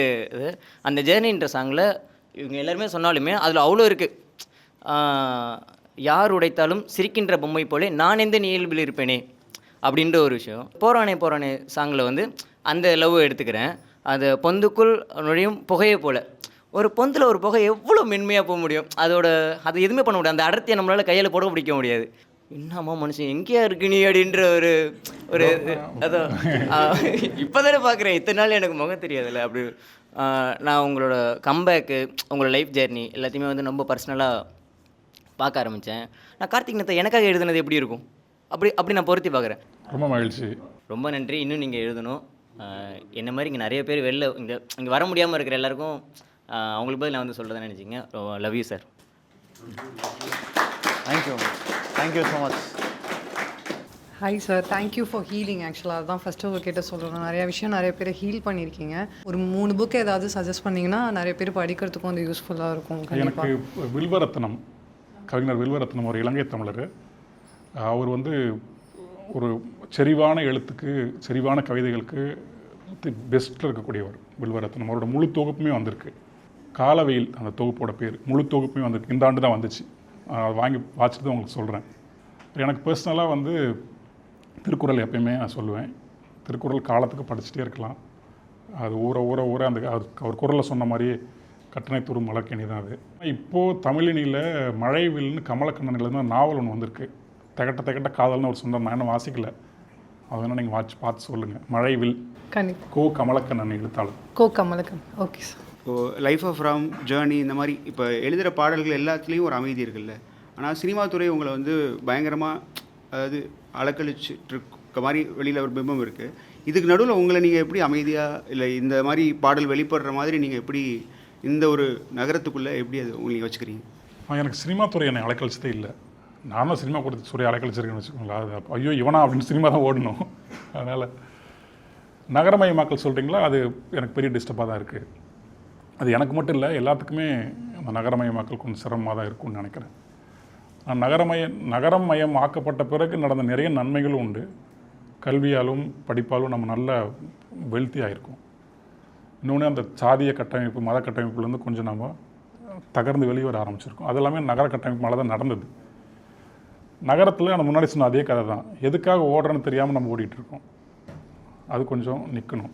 மற்றபடி நகரமயமாக்கல் நல்லது தான். ஆமாம், சினிமா என்னை எந்த வகையிலுமே என்னோடய அமைதிக்கு எடுத்ததே இல்லை. இந்த நகரமயமாக்கலை அடாப்ட் பண்ணிக்க முடியாமல் படுற பாடுகள் தான். அதுவும் நகரத்தோட தப்பும் அது கிடையாது. அடாப்ட் பண்ணிக்க முடியாத என்னுடைய தவறு தான். பீயிங்கோட நேச்சரே வந்து அடாப்ட் ஆகிறது தானே இல்லையா? அடாப்ட் ஆகி அங்கே தன்னோட பெஸ்ட்டை கொடுக்குறது தானே. ஒரு பவுல் இருக்குது, அந்த பவுலில் நிறைய கார்த்திக் நேத்தா கவிதைகள் இருக்குது. கவிதைகள்லேருந்து சின்ன சின்ன முக்கியமான வரிகள்லாம் இருக்குது. அதை வந்து நம்ம அப்படியே பாஸ் ஆன் பண்ணலாம். ஒவ்வொருத்தவங்களுக்கு என்னென்ன வரி வருதோ அதுலேருந்து நம்ம கான்வர்சேஷன் ஸ்டார்ட் பண்ணலாம். அரிய அரிய விரியும் அரிய அரிய ஒடுங்கும் உணர்வின் சீர்மையில் ஒளிகொளும் பேரறிவின் பெருங்கண் நோக்கில் விசும்பென்பது விரிவும் ஒடுக்கமும் ஒருங்கே நிகழும் ஒரு கணம் ஒரே கணம். கடைசியில் என்ன மறுபடியும் படிங்க. விசும்பென்பது விரிவும் ஒடுக்கமும் ஒருங்கே நிகழும் ஒரு கணம் ஒரே கணம். ஒரு கணம் ஒரே கணம். இந்த மொமெண்ட்டை சுற்றி நீங்கள் நிறைய எழுதுறது இருக்குல்ல? ஆமாம் ஆமாம். ஒரு கணம் ஒரே கணம், அங்கேருந்து நம்ம ஸ்டார்ட் பண்ணலாம்னு நினைக்கிறேன். மொமெண்ட்டை பற்றி நம்ம பேசலாம். பீயிங் இந்த மொமெண்ட். ஆமாம், முதல்ல அண்டர்ஸ்டாண்டிங் த மொமெண்ட் தான் எனக்கு. பீயிங் த மொமெண்ட் அதோட விளைவு தான் நான் நினைக்கிறேன். வாட் இஸ் மொமெண்ட்னு ஒன்று இருக்குல்ல. நம்ம இப்போது நம்மளுடைய வசதிக்காக காலை மாலை இரவு பருவங்கள் இப்படி பிரித்து வச்சுருக்கோம். ஆனால் இயற்கை அப்படி தான் இருக்கா அப்படிங்கிற முதல் கேள்வி இருக்கு இல்லையா? அங்கேருந்து தான் அந்த கணத்தை நோக்கி நம்ம போக முடியும்னு நினைக்கிறேன். அப்படி போக முடியுமா? எல்லாருமே அப்படி தெரியல, நான் அப்படி தான் போகணும்னு நினைக்கிறேன். இப்போ நான் உங்கள்கிட்ட பேசிகிட்டு இருக்கிறது இந்த கணத்தில் தான். இந்த கணம்ங்கிறதுலன்னா நீங்களால் இல்லை இல்லையா? உண்மை தானே. நம்ம என்ன தான் நினைவுகள் நமக்குள்ளே இருந்தாலுமே நம்ம இந்த கணத்தில் இருக்கும்போது தான் நாம் நினைவுகளுக்குள்ளேயுமே போக முடியும். ஆக அந்த இந்த கணம்ங்கிறது எப்படி நம்மளோட நான்கிற பீயிங் உண்மையோ அதே மாதிரி இந்த கணம்ங்கிறது உண்மை. நம்ம இந்த கணத்தில் ரியாக்ட் பண்ணி கணத்தில் ஆக்ட் பண்ண ஆரம்பிச்சிட்டோம் அப்படின்னா அது எக்ஸ்ட்ராடினரியாக இருக்குங்கிறது தான் இது வரைக்குமான நம்முடைய உலகம் முழுக்க இருக்கக்கூடிய மெய்களினுடைய தேடலும். அவங்க கண்டடைந்த ஒரு இடமும் அதுதான். அதை குறிப்பாக பௌத்தம் ரொம்ப ஆணித்தரமாக இந்த நொடியில் வாழு அப்படின்னு சொல்கிறாங்க. இந்த நொடிங்கிறது கூட நம்ம அப்ஜெக்டிவாக பார்க்க வேண்டியதில்லை. அந்த பீயிங் எங்கே இருக்கோ அங்கே இருங்கிறது தான். ஏன்னா இந்த பேர் அண்டமே ஃப்ளோவாக இருக்கிறது தான் அவர் சொல்கிறார் பௌத்தர். த ஹோல் யூனிவர்ஸ் இஸ் ஃப்ளோட்டிங்கிறார் அவர். ஸோ இந்த ஃப்ளோட்டிங்கில் நம்மளோட செல்ஃபும் ஃப்ளோட்டிங் தான். அந்த ஃப்ளோட்டிங்கை கூடவே போகிறது தான் இந்த கணத்தில் வாழ்கிறதுங்கிறதும். இந்த கணத்தை நாம் அடையலாம் அப்படிங்கிறது இப்போ தான் நிறைய ஆய்வுகள் பண்ணிக்கிட்டு இருக்காங்க, நிறைய கிரிட்டிசிஸ்லாம் பண்ணுறாங்க. எனக்கு அந்த இக்கணத்தில் வாழ்கிறதுங்கிறது ரொம்ப முக்கியம். ஏன்னா பெரும்பாலும் கடந்த கணங்களையோ இல்லை கடந்த காலங்களையோ தூக்கி சுமந்துக்கிட்டு எதிர்காலத்தை நோக்கியே ஓடிக்கிட்டு இருக்கோம். அந்த இடையில் ஒன்று இருக்கு இல்லையா, அந்த நானை நம்ம கண்டுக்கிறதே இல்லைங்கிறது தான். அந்த இக்கணத்தில் வாழ்வதன் மூலமாக அந்த ரியல் நானை நம்ம நேருக்கு நேராக ஒரு மிரருக்கு முன்னாடி பார்க்குற மாதிரி பார்க்க முடியும். அதுக்காக இந்த கணத்தை பற்றின அண்டர்ஸ்டாண்டிங் நமக்கு வர வர போய்ட்ரி நமக்கு ஒரு அழகான ஒரு போய்ட்ரிக்குள்ளே இருக்கக்கூடிய அந்த மெய் கணம் நம்ம கண்டடைஞ்சிடலாம்னு நான் நினைக்கிறேன். நிகழே அதுவாய். நிகழே அதுவாய். ஆமாம், சரிதான். 2 கேள்வி வருது எனக்கு இதில். என்னென்னா, இப்போ நீங்கள் பேசிகிட்டு இருக்கும்போது ஒன்று சொன்னீங்க, நான்ற ஒரு பீயிங் அது உண்மைன்னு நீங்கள் சொல்கிறீங்க. ஆமாம். அப்போ நான் உண்மைதானா? ஏன்னா பல இடங்களில் என்ன சொல்லுவாங்க, நான் என்பதை விட்டுறணும், துறந்துடணும் அப்படின்னு சொல்லுவாங்க. நான்றதை விட்டுரு, நான் ஒன்று இல்லை அப்படி நிறைய பேர் சொல்லி கேட்டிருக்கோம். ஆனால் கார்த்திக் நேத்தா வேறு சொல்கிறீங்களே. அது ஏற்கனவே நான் பகிர்ந்திருக்கேன்னு நினைக்கிறது. அது எனக்கு தெரிஞ்ச வரைக்கும் நான் சொல்கிறேன். நம்முடைய இருப்பு, இப்போ நம்ம இங்கே இருக்கவங்க நம்ம ஒன்று உணர்றோம்ல, அது ஒரு நான். அது எல்லாராலையுமே உணர முடியும். நம்ம அத்தனை பேராலையுமே இங்கே இருக்கோங்கிறது உணர முடியும். அந்த நான், அதுதான் முதல் நான். அதுதான் பேஸான நான். நம்முடைய சூப்பர் ஈகோ மைண்டு க்ரியேட் பண்ணுற ஒரு நான் இருக்குது. அதில் அந்த சூப்பர் ஈகோ க்ரியேட் பண்ணுற ஒரு நான் ஒன்று இருக்குது. அது வந்து செல்ஃப் ப்ரொஜெக்ஷனான ஒரு நான். அந்த நானை தான் அத்தனை தத்துவவாதிகளும் அத்தனை ஸ்பிரிச்சுவல் இருக்கிறவங்களும் சொல்கிறது வந்து அது வேண்டாம். ஏன்னா அது அகந்தை க்ரியேட் பண்ணுற நான். அதை விட்டுருணும். ஆமாம், அதுக்குள்ளே போகாமல் இந்த நான் இருக்கேங்கிற உணர்வோடு ஒன்று இருக்கும் இல்லையா, அந்த நானுக்குள்ளே நான் போய் உட்காந்து இந்த உலகத்தை பார்க்கும்போது அங்கே நீ இல்லை நான் இல்லை எதுவுமே இல்லை, நில்லாக இருப்போங்கிறது தான். இந்த 2 நான் இருக்குது. ரெண்டாவது கேள்வி என்னென்னா, ஒரு கவிதையாக வரும்போது கவிதையினுடைய கடைசி வரி ஒரு கணம் சொல்லியாச்சு, ஒரு கணம்னு சொல்லியாச்சு, ஒரே கணம்னு மறுபடியும் சொல்ல வேண்டிய அவசியம் என்ன? அது அந்த ஒவ்வொரு கவிதையியலுக்குமே அது உண்டு. நம்ம தமிழ்லேயும் உண்டு, மேற்கத்திய இதுலேயும் உண்டு. எஸ்தட்டிக்ஸ் நம்ம ஒன்று சொல்லுவோம். போய்ட்ரியில் ரொம்ப முக்கியமாக சொல்லப்படுறது. அதுவும் நியூ கிரிட்டிசிசம் அப்படின்னு ஒரு கிரிட்டிசிசம் பீரியட் வந்துச்சு வெஸ்டர்னில். நம்ம ஊரில் அது ரொம்ப குறைவாக இருக்குது. நம்ம ஊரில் ஒரு படைப்பை குறித்த திறனாய்வு ரொம்ப குறைவாக இருக்குது. அது நம்ம மேலும் மேலும் வரணும். நம்மளுடைய கோட்பாடுகள் உருவாகணும். தமிழ் நிலத்திலிருந்து தமிழ் கவிதைகளுக்கான தமிழ் படைப்புகளுக்கான கோட்பாடுகள் வரல. நம்ம எல்லாமே மேலை நாட்டினுடைய கோட்பாடுகளை தான் இரவல் வாங்கி நம்ம தமிழ் படைப்புகளை வந்து திறனாய்வு பண்ணுறோம். அந்த வகையில் அவங்க கொஞ்சம் ஸ்பீடாகவும் இருக்காங்க. அந்த எஸ்தட்டிக்ஸ்னு ஒன்று சொல்கிறோம் இல்லையா, அழகியல், அந்த ஒரு கவிதையினுடைய அழகியலை கூட்டுவதற்கான வேலைகள் தான் ஜிக்ஸாக்ஸ் தான் இது எல்லாமே. இது உங்களுக்கு பாடல் எழுதுறதுல உதவுதா? பெரும் பாடல்ங்கிறது மெட்டுக்குள்ளே இருக்கு இல்லையா. இப்போ மெட்டில் வந்து ஒரே மெட்டு, இப்போ சக்கரை நம்ம 2 வார்த்தைகள் போட முடியும். அங்கே அந்த சக்கரைங்கிறது 2 முறை சொல்லும் போது என்ன ஆகுதுன்னா அந்த ஏஸ்தட்டிக் அழகாக கூடுது. நம்ம என்ன சொல்ல வரோம் அந்த பாட்டுக்குள்ளங்கிறது அந்த ஒரு இடத்துல அழகாக எடுத்து கொண்டு வந்துடுறோம் இல்லையா. அதனால் ஒரு பாடலுக்கும் சரி ஒரு கவிதைக்கும் சரி இந்த ஏஸ்தட்டிக் அழகியல் தன்மைங்கிறது ரொம்ப முக்கியம். ஆனால் அது மட்டுமே பாடலோ கவிதையோ இல்லை. அது வந்து ஒரு லிட்டரரி டிவைஸ், ஒரு இலக்கிய கருவி அது, அவ்வளோதான். ஆனால் இலக்கியங்கிறது என்ன, இலக்கிய தன்மை ஒரு பாடலுக்கோ ஒரு கவிதைக்கோ ஒரு லிட்டரரி நெஸ் கொடுக்கறது எது அப்படிங்கிறத நோக்கி நாம் போக அது வந்து இப்போ பியூர் போய்ட்ரியாக மாறுதா இல்லை வெளியே போகுதாங்கிறது தெரியும். பிச்சை பாத்திரத்தில் விழுந்து கிடக்கிறது பூ, அதுதான் வேண்டுமென அடம் பிடிக்கிறாள் மாயா. அந்த மாயா நான் தான். அந்த மாயா நீங்கள் தான். இங்கே நான் சொல்லிட்டு இருந்தேன்ல, மீட்டப்ஸ் ஆர்கனைஸ் பண்ணும்போது நிறைய பேர் ஒரு இடத்துல சேரும்போது ஃபில்டர்ஸ் இல்லாமல் ஒரு இன்னசென்ஸ் இருக்குது அப்படின்னு. அந்த இன்னசென்ஸ் அவரோட கவிதையிலும் இருக்கும். ஒரு குழந்தைத்தன்மை இருந்துகிட்டே இருக்கும். குழந்தை கேரக்டர்ஸும் இருக்கும். பொம்மு, மாயா, இந்த மாதிரியான கேரக்டர்ஸும் இருக்கும். நம்ம எல்லாருமே ஏங்குற ஒரு இடமும் அதுதான். இன்னொன்று, உலகம் முழுக்க நம்மளால் அடையவே முடியாது அப்படிங்கிற ஒரு அதை பார்த்து கோவப்படுற இடமும் அதுதான். அது ஒன்று தான். பெரியவன் ஆக நம்ம ரொம்ப கோவப்படுற இடமும் அந்த குழந்தைமையை நோக்கி தான். நம்ம ஏங்குறது அதை நோக்கி தான். ஆனால் ஒரு விஷயத்து மேலே நமக்கு ஒரு பெரும் பிடிப்பு ஒன்று இருக்குது இந்த உலகத்தில் அப்படின்னா, அது படித்தவங்க படிக்காதவங்க ஏழை பணக்காரன் இது எல்லா பேதங்களையும் கடந்து அந்த ஒரு இடம்னா அதுதான். அது ஏன்னா அந்த தன்னுணர்வு அந்த அகந்தை கிரியேட் பண்ண ஒரு மனிதன் அங்கே இல்லை. நம்ம நல்லா வளர்ந்துட்டோம், இவன் பெரிய இன்டலெக்சுவல், இவன் பயங்கர போயட், இவன் பெரிய ராஜா, இவன் அது இதுன்னு சொல்கிறோம் இல்லையா, அது எல்லாமே நம்முடைய அகந்தை வளர்ந்த நிலை தான். நான் அது ஒரு கவிதையில் நான் சொல்லியிருக்கேன். மூத்த என்கிறீர்கள், எது மூத்த, அறியாமை மூத்ததானே. முதிர்ந்த என்கிறீர்கள், எது முதிர்ந்த, அறியாமை முதிர்ந்ததானே அல்லது அகந்தை முதிர்ந்ததானே அப்படின்னு ஒரு கவிதை எழுதியிருக்கேன். ஆக நம்ம எல்லாமே அப்படி கடந்து போயிட்டோம். வேறு பக்கம் கடந்து போன பிறகு தான் நமக்கு தெரியுது, ஐயோ நம்ம அங்கே இருந்தப்போ வேறு மாதிரி இருந்தோமே, இங்கே வேறு மாதிரி இருக்கமே அப்படின்னு. இன்னொரு கவிதையிலும் நான் குழந்தையும் மனிதனும் அப்படின்னு எழுதியிருந்தேன். அது ஒரு நண்பர் ஒருத்தர் வந்து என்ன 2மே ஒன்று தாண்டா அப்படின்னாரு. குழந்தையும் மனிதனும் ஒன்று இல்லை, குழந்தைய வேற நம்ம சொல்கிறோம் இல்லையா. அது ஏன்னா அந்த தான்கிற தன்னுணர்வு முளைக்காத ஒரு இடம் அது. மனிதன் தன்னுணர்வால் சீரழிஞ்சு போன ஒருத்தன் தான் மனிதன். தன்னுணர்வு உள்ளவன் கூட இல்லை, தன்னுணர்வை தப்பாக புரிஞ்சுக்கிட்டு அந்த அகந்தைக்குள்ளே போய் மாட்டி போனவன் தான். அந்த ஸ்டேட்டில் இருக்கும்போது நாங்கள் சின்ன குழந்தையாக இருக்கும்போது நம்ம என்னென்ன பண்ணுறோம் பார்க்குறீங்களா. நீங்கள் நான் பண்ணுறது நமக்கு தெரியாது, இன்றைக்கி இருக்கிற குழந்தைகள் பண்ணுறது நம்ம பார்க்குறோம்ல. அந்த நொடியில் நம்மக்கிட்ட சண்டை போடுது, அடுத்த நொடி அது சண்டை நடந்தது தெரியாமல் பேசிக்குது. ஒரு விஷயத்தில் அவ்வளோ கூர்மையாக தன்னுடைய கூர்வுணர்வோடு வேலை செய்யுது, அதை செஞ்சு முடிச்சோன்னா வேறு இடத்துக்கு போயிடுது. இன்னொரு விஷயத்தையும் அதே கூர்வுணர்வோடு செய்யுது. அதுக்கு இது எனக்கு பிடிக்கும், இது எனக்கு பிடிக்காது அப்படிங்கிற இந்த மனம் கிரியேட் பண்ண ஆசைகள் இல்லாமல், நான் முன்னாடி சொன்ன பார்த்திங்கன்னா அந்த பீயிங், அந்த அந்த அந்த உயிர்ப்பினுடைய வேட்கையிலிருந்து அது வேலை செய்யுது. அந்த கட்டமைக்கப்படாத மனசுக்குள்ளேருந்து அது வேலை செய்யுது, அந்த ஃப்ளோலேருந்தே அது வேலை செய்யுது. அதுவே ஒரு தவநிலை தான். ஆமாம், அது ஆல்ரெடி நம்மக்கிட்ட இருக்கிற தவநிலை தான். ரமண மகரிஷிலும் அதை தான் சொல்கிறாரு. நீ உனக்குள்ளே ஆழமாக போய் போய் போய் பார்க்கும்போது உன்னுடைய இயல்பு நிலையே ஆனந்தம் தான், அது ஒரு குழந்தை நிலை தான் அவர் சொல்கிறாரு.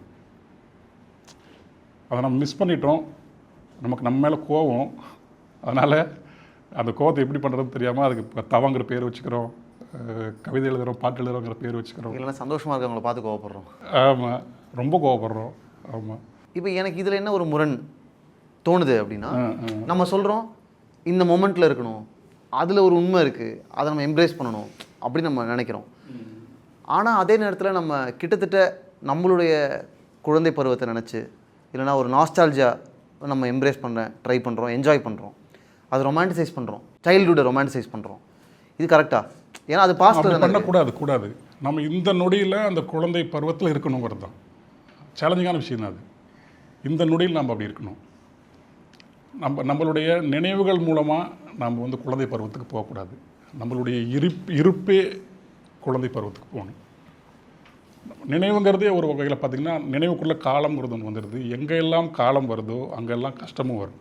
அதனால் எந்த விஷயத்துலையுமே காலம் வராமல் நம்ம பார்த்துக்கணும். இப்போ உங்களை நான் லவ் பண்ணுறேன் அப்படிங்கும்போது அங்கே நம்ம காலங்கிறது இருக்காது. நோட் பண்ணிங்கன்னா தெரியும்.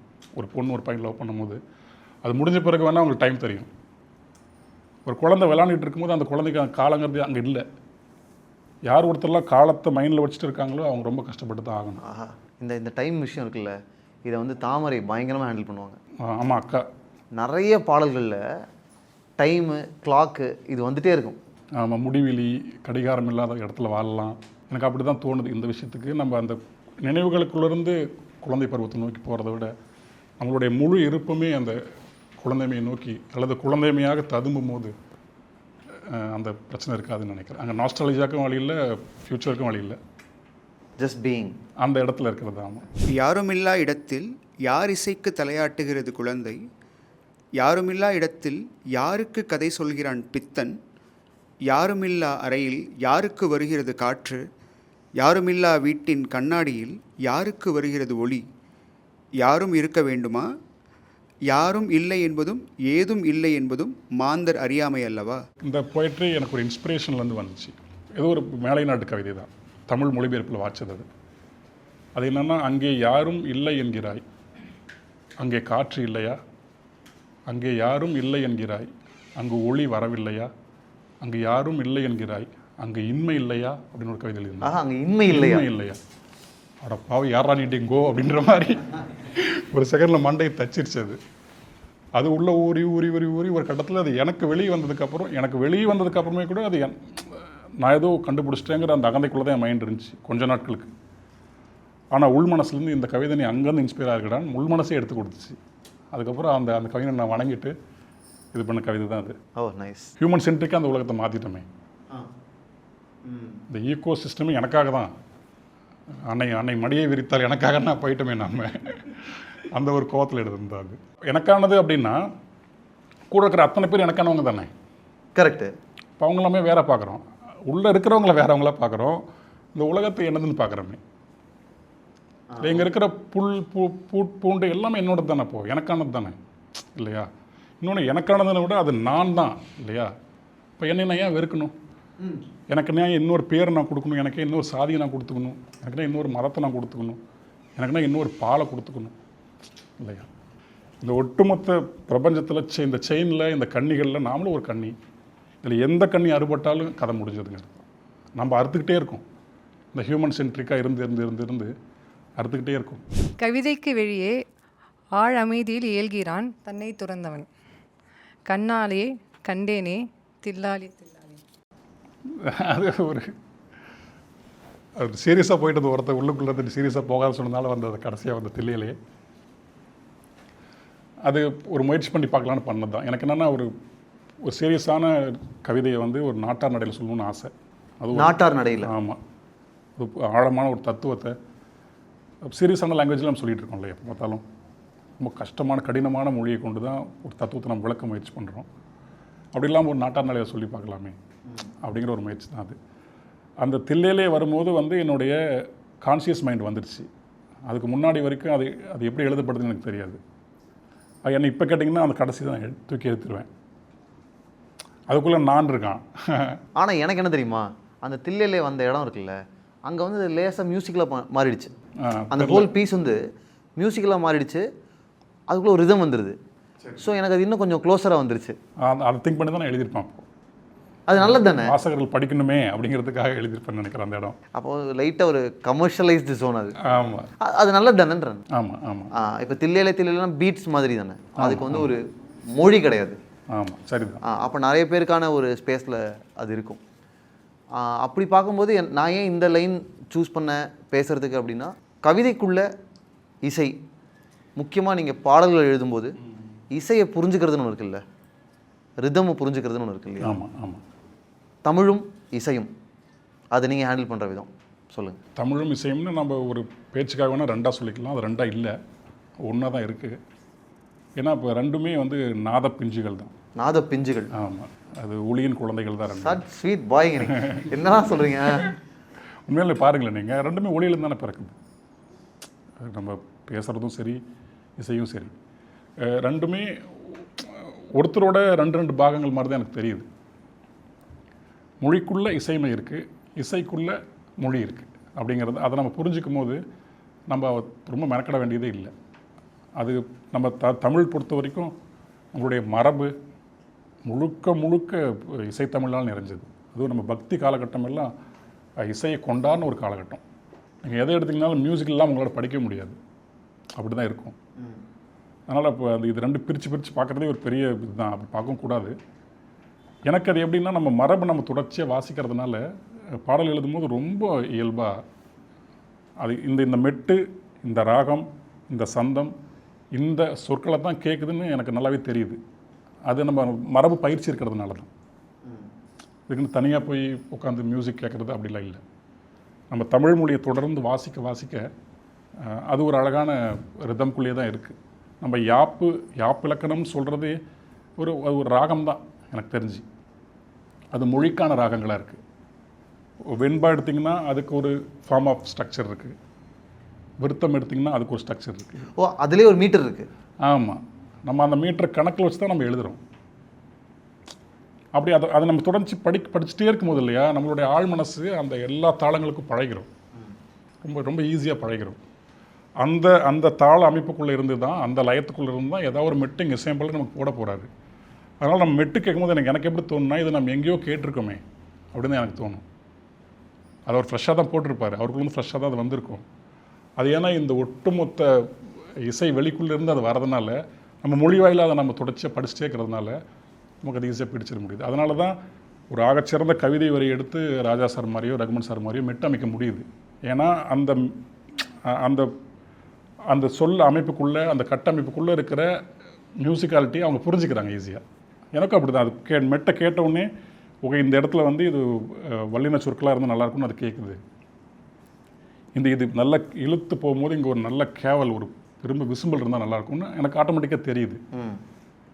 அது நம்ம தொல்காப்பியத்தை பொறுத்த வரைக்கும் மெய்ப்பாடுகளை பற்றி அவ்வளோ ஆழமாக விளக்கி வச்சுருக்கு. மெய்ப்பாடுகள்னால் நம்ம சிரிக்கிறது, அழுவுறது, கோவப்படுறது, ஒரு 8 மெய்ப்பாடுகள் இருக்குது. நவரசன்னு சொல்லுவாங்க சமஸ்கிருதத்தில். நமக்கு நவம் கிடையாது, நமக்கு 8 தான். தமிழர்களுக்கு 8 ரசம் தான். நமக்கு ரசம் இல்லாத சுவை.